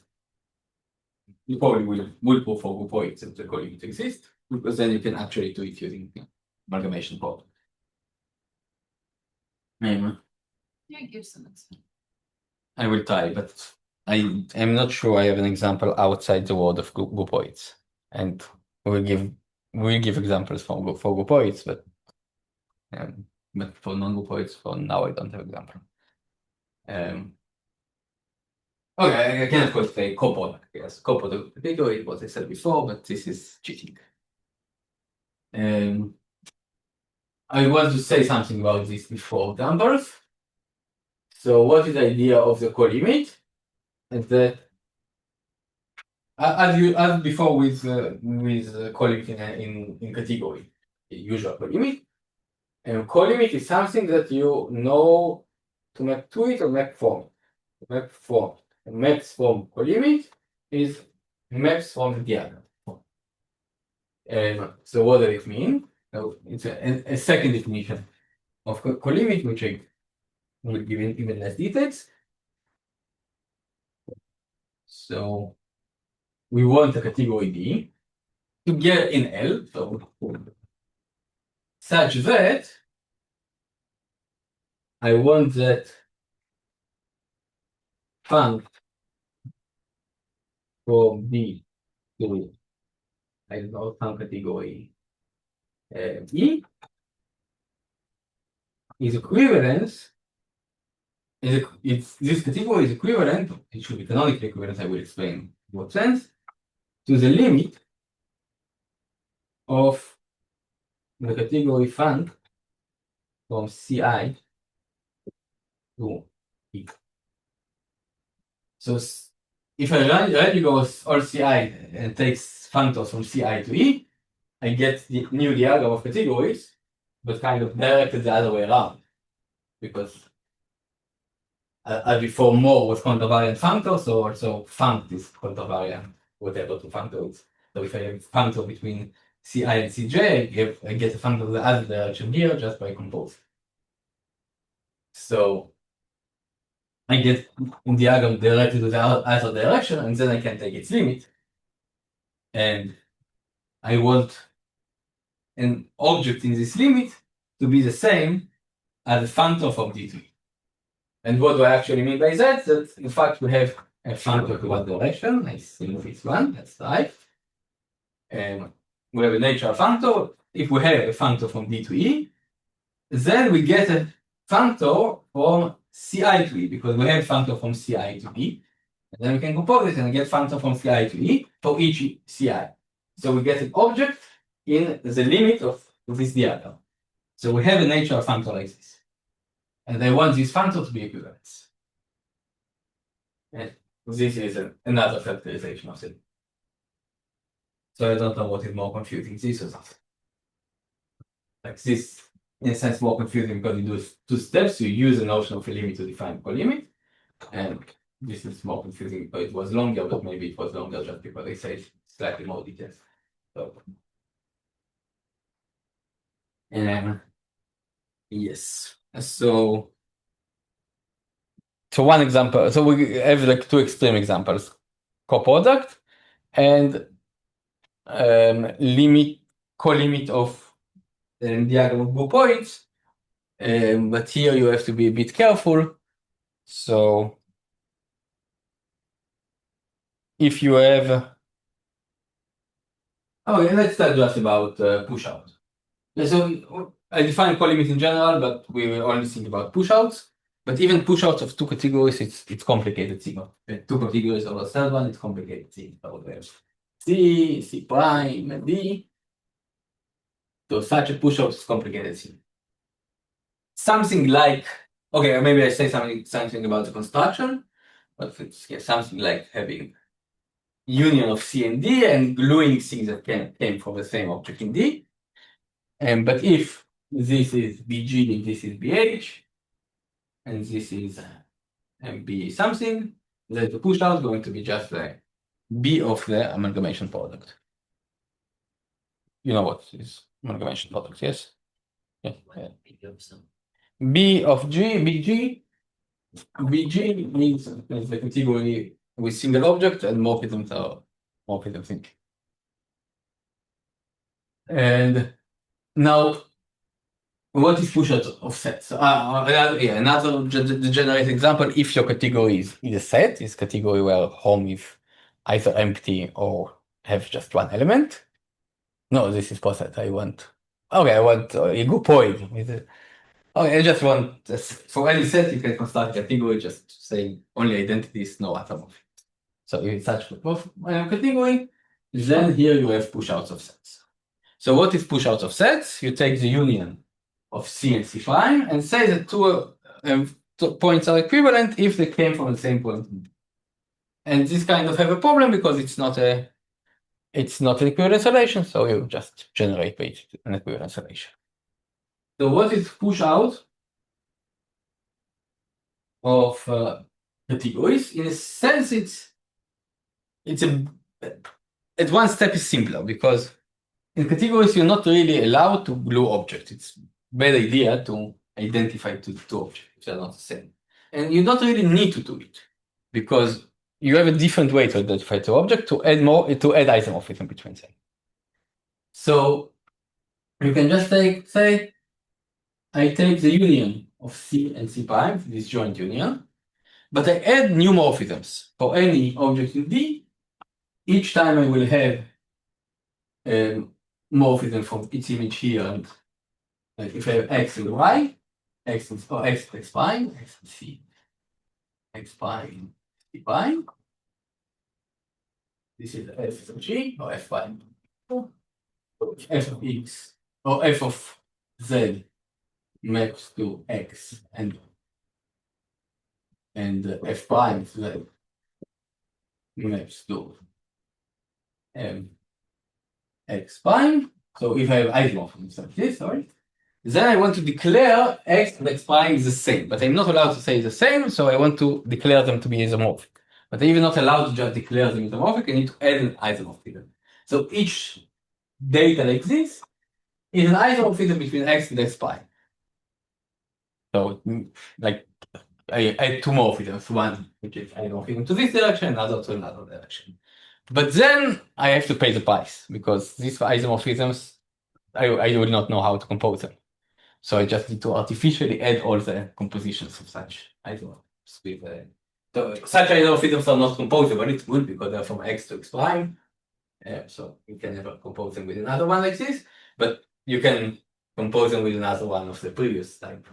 And also you can take another one from x prime to x and try to compose them one to the other. So you need to add much more errors, and once you add much more errors, if you can try to do it freely, just all the words, but then you have to pay a new price because some words have to be the same as previous as words that you already have, the same like an amalgamation product or even free product. Take free product of two groups, it's not really all the words, you have to put some equivalence relation or forbid some of the words, which is a bad idea. So better to add all the words and then put some equivalence relation. And this is why push out of categories it's heavy thing to define. Okay, we'll take another 15 minutes break. So it means that we meet in 12:24.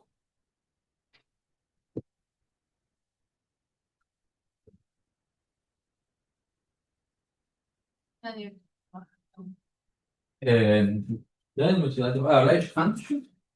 לא יודע אם לא יודע מה אחת, לא יודע יותר גרוע. כן, זה רוצה לדעת איפה שנה אחת גדול.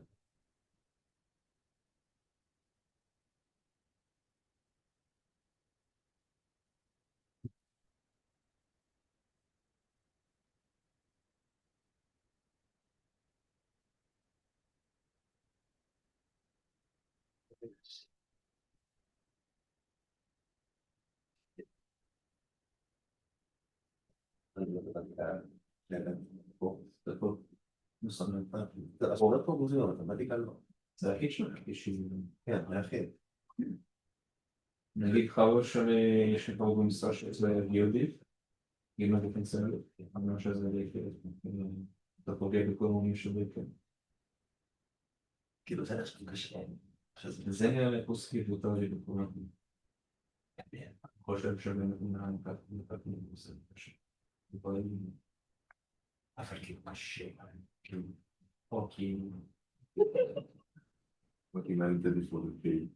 אוקיי, זה artificial difficulty, זה כמו במשחקים כאלה, אפשר נעלה את ההרף של הבוס, זה צחק לכל המתרדנים. תמיד צחקנו על משחקים כמה אנשים, משחקים ליג או משהו, אז כזה שאחד ממש גרוע, אז כזה כאן מעלה את הדיפיקולטי בשביל משחק.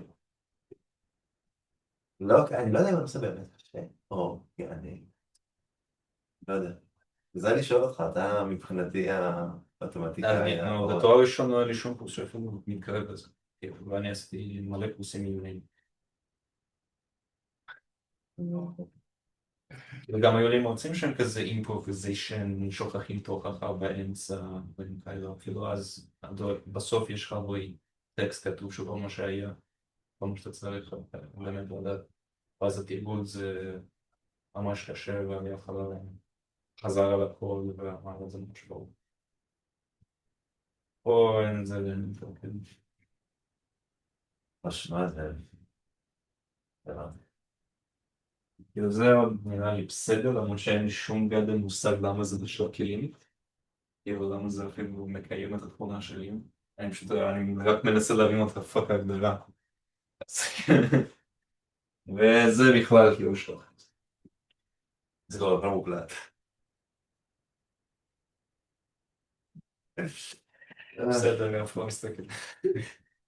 אתה מכיר את אנשים ש... אני מכיר עוד אנשים שבקורס ולא באים. כן, איתי. חוץ מזה זהו? כי זה ממש מסובך לי, יש לי לא להגיע. אני לא יודעת. דאבל. שלום. דוד? זה גבוה? רוסי. כן. זה סגל. אבל לא קראתי גול. לא מגיע לטבע. ולא שעומר וכבר רשום. כן, הוא רגע פשוט עזב באמצע, כאילו זה מצטער. אולי התחיל קורס אחר, טוב, יש לנו מצב שאתה נגדם. כן, אבל זה ככה כל הרצאה. אני מקווה שזה לא מוקלט. נראה לי כן. כאילו, תחשבי שכאילו כל הקלטה שאיתי הולך לקרות, הולך להיות את ההרצאה, ואז אני מגיע בפסקה אומר מה זה אחר. למה גם נשמע את זה? כן, כן. שלום איתי.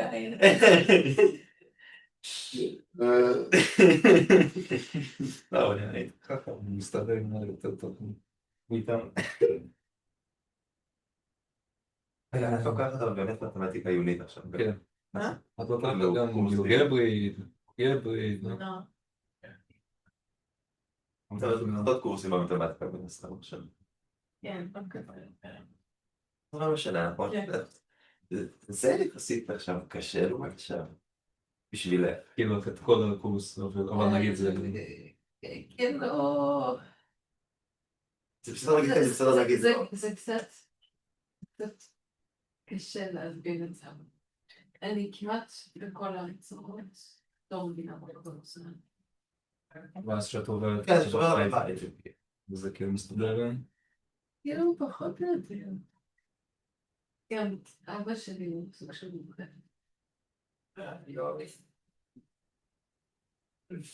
אז אני תמיד יכולה לשמור הם עושים את כאילו חוקי קטגוריה כאילו יהיה כאילו ספיישל. כן, אז זה... זה החוק שלהם. אבא שלי מהנדס חשמל ואפילו שאלות חשמל מפיזיקה הוא לא הצליח לעזור לי. כן. כאילו בקושי כן, אני קורא את זה.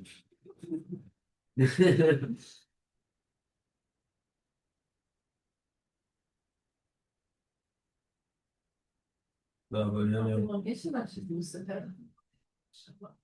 לא. אבל אני כאילו... כי זה... כאילו מבחינתי אני לוקחת את הקורס הזה בגלל שלקחתי בעבר בוגרתי וגברי, שזה מסתדר. זה מסתדר, זה מעולה, כאילו, זאת אומרת, דוגמאות שכאילו... רגע, מה, אני לקחתי את הפוגע ברות, מה זה עושה גם לפי. חוץ מכאילו, הוא רק דיבר מלא אוניברסלי, כאילו, פעם אחת, פרודקט, פרי פרודקט. כן, כן, אז זהו דווקא. באופן כללי, כשלקחתי את הפוגרמית, אז לא הרגשתי ממש בנוח. אני מקווה שהקורס הזה... אבל נגיד זה, כאילו, זה לא היה בשום. איפה זה? כאילו זה כנראה משהו באמת לא ביקרית. כי סמסטר הבא יש את קורס של שחר פוגרמי. בחייר. כן. שמעניין. We're talking about like what is this construction used for. I have no idea. You clearly like know stuff about category theory in general, no? Or Yeah, I know something, but I came here to... you asked the hard question. Yeah, because I had thought about these things and I didn't understand something. I'm here to clarify all this. I hope I'm not very annoying. No. You're basically 5 people who can do whatever you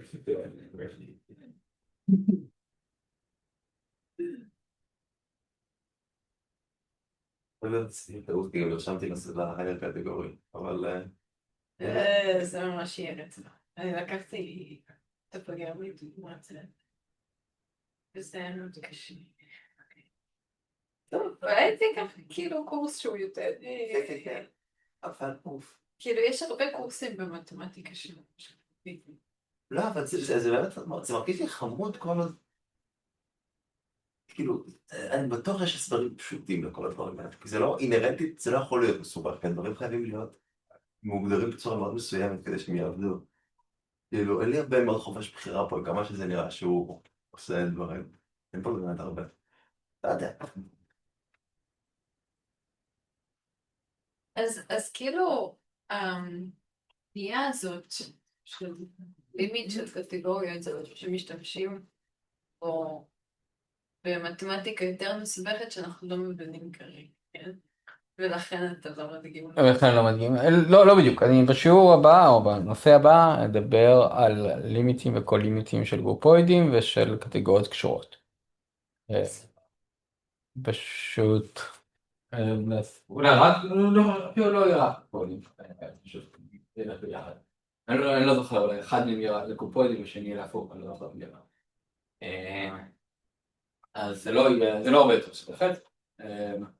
לדברים שהם לא גרופוידים, אז שוב יכול להיות שיש גם את עוד דוגמה הזאת שקשורה לגרופוידים, אז זה אני כבר פשוט לא מכיר. כשאומרים גרופוידים, אז זה קצת לא הוגן, שאם אנחנו לא חושבים על טופולוגיה או על עוד דברים אחרים, אז גרופויד וחבורה זה לא הבדל מאוד גדול. טוב, אבל זה ממש חומר של הפרק הבא. כל גרופויד הוא בעצם איחוד זר של כמה מתשים. היא לא יש הבדל.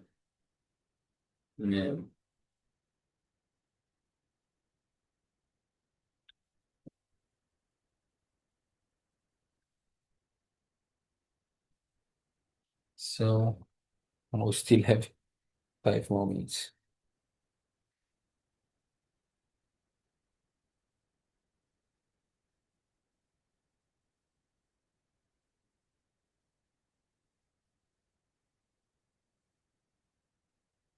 יש לך מים? אתה תמיד רוצה... תודה.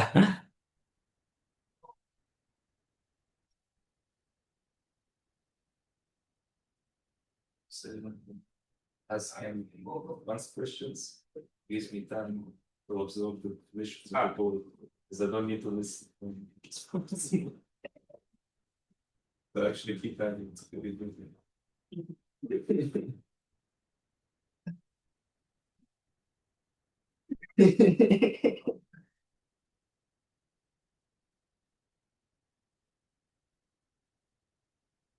אבל אם אני אצליח לסיים את הקורס הזה בהצלחה, אני כאילו, be proud, כאילו, מדליה. לא, אני אגן לעצמי. כאילו ש... הצלחתי. כן, אז שכנע היום.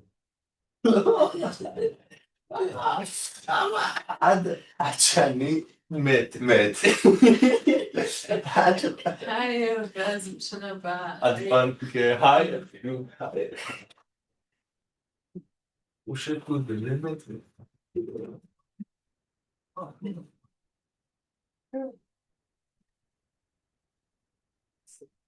אני אמרתי שאני אתחיל להגיע לזה, אבל לא...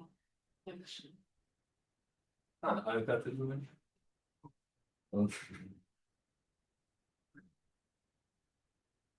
הוא גם יהיה מצחיק. לא.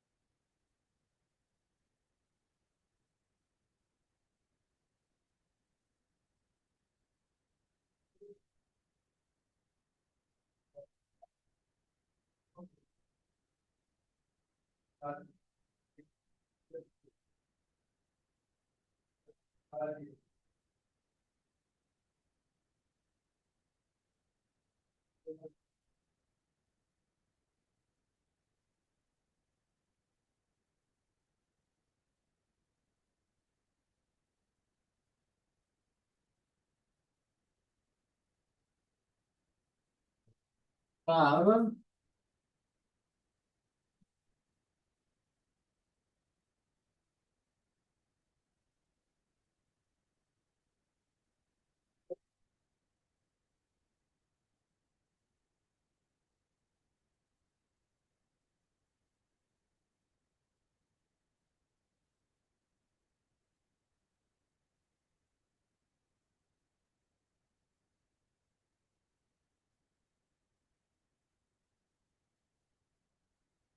אני לא מספור, ואין פליש.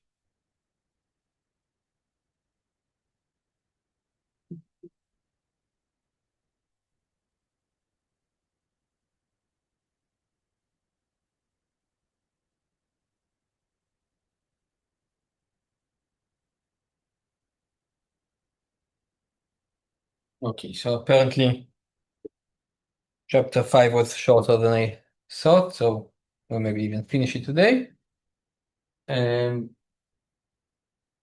So just while we're in this categorical construction, which are the next level, which we are doing categorical construction for categories. So nice construction is the construction of a localization of a category. And localization is kind of a bad name. It came from algebraic geometry, but in fact, it's much more basic thing in algebra. When you have some operation and something is not invertible, you can force it to be invertible. So you all know that you can start with a monoid of natural numbers, and people did many years ago, and then they noticed that this is a monoid with respect to addition, but it's not a group, and they didn't like the fact it's not a group, so they can start with the integer number. So of the level of functors, you can say you have a functor from groups to monoids, the forgetful functor, and then you have the adjoint functor from one direction, which is the localization. And you don't have to localize all the elements, you don't have to just everything is invertible, you can just take some set and declare that things in this set are invertible. For example, here you see that is a ring, so it is a monoid with respect to multiplication, and then you can declare, if you will declare all the elements invertible, then you will kill everybody. So you don't want to do it. So you can declare all the non-zero elements invertible and delete. And so this construction of declaring something invertible, it's really very ancient. And so very basic. So now we want to do it in a category. In a category, it's a generalization of a monoid, so you would expect, can expect that you can take some of the element, some of the morphisms in the category and declare them to be invertible. And this can be used not only like an algebraic gadget, so like monoids can do it, but if you want to take quotient of categories, you want to declare some things to be the same. So it's not a good idea to quotient the space of the set of objects, because then you will not know what are morphisms anymore. But if you have equivalence relations, you can say, okay, let's do equivalence relation of objects. You have one equivalence class, another equivalence class. So how do you define no morphism between two guys? So you can choose here one, choose here one. You can take a morphism, but you can choose another one, and take a morphism. What you will do with all this data? It's not clear what you're going to do. And so the better option is not just to declare that two things are the same. First of all, declare that they are isomorphic, no, why declare that they are the same. And secondly, don't declare that they are isomorphic, choose a morphism between them, and declare this morphism to be inverted. And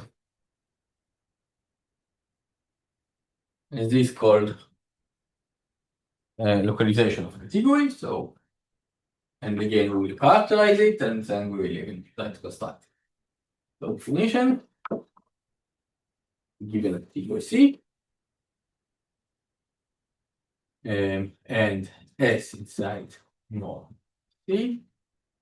More C, I mean now all the morphisms that we had before, yes. Not necessarily for one object to another. And S inverse C is a category with a functor from C to S inverse C, such that for any such as one.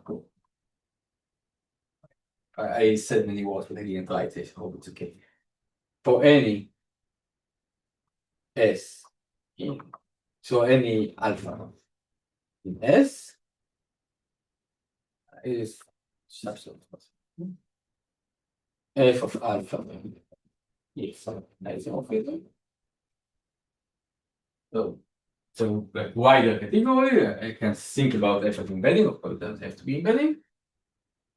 And such that all these guys become invertible. And now I want universality, so I want it to be initial object. So for any B, D, F1 satisfying one functors. So what functors? And for direction, this is, I think, initial, yes. Functors between S inverse P and D. But in the like with respect to C.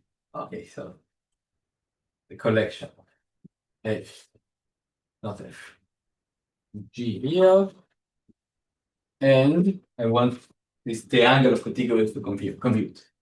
C plus inverse C D. G, so I want it to commute. What does it mean? That I want first perform F, then perform G should be the same as just perform F1. But should be the same, meaning that I want few. So I consider this collection as a category, and I want it to be equivalent to the equivalent. It's kind of initial object, but in the next category.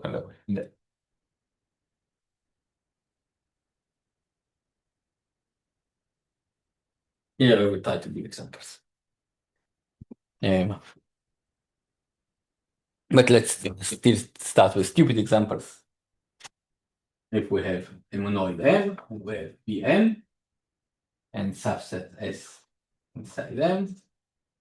So S inverse of Bm is equal to B S inverse.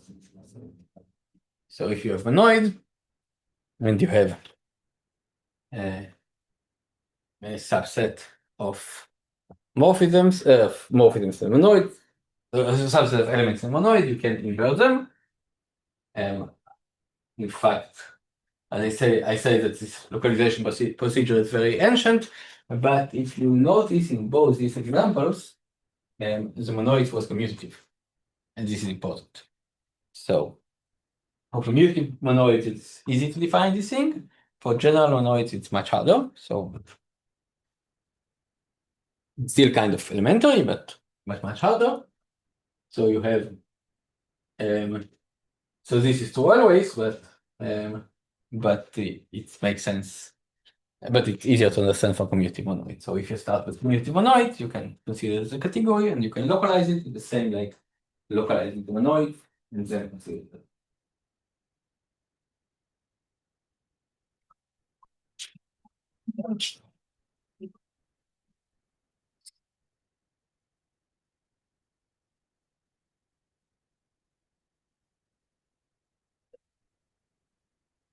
So I think the best example that I can give at this point is next thing that I want to talk about, which is a cell quotient. So what is a cell quotient?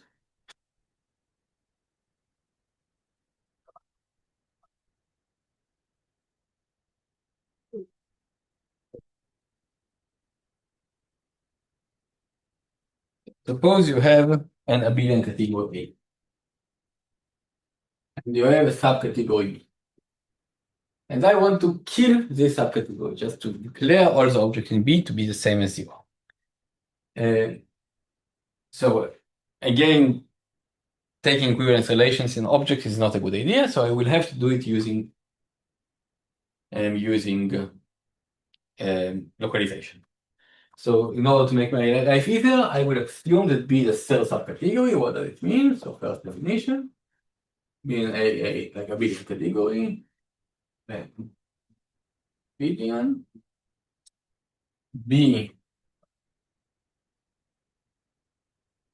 is for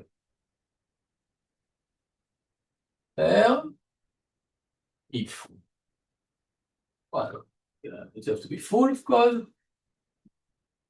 Full. Cell like Okay, cell subcategories. Yeah, it's not a good. Yeah, you don't say B is cell usually. You say B is a cell subcategory.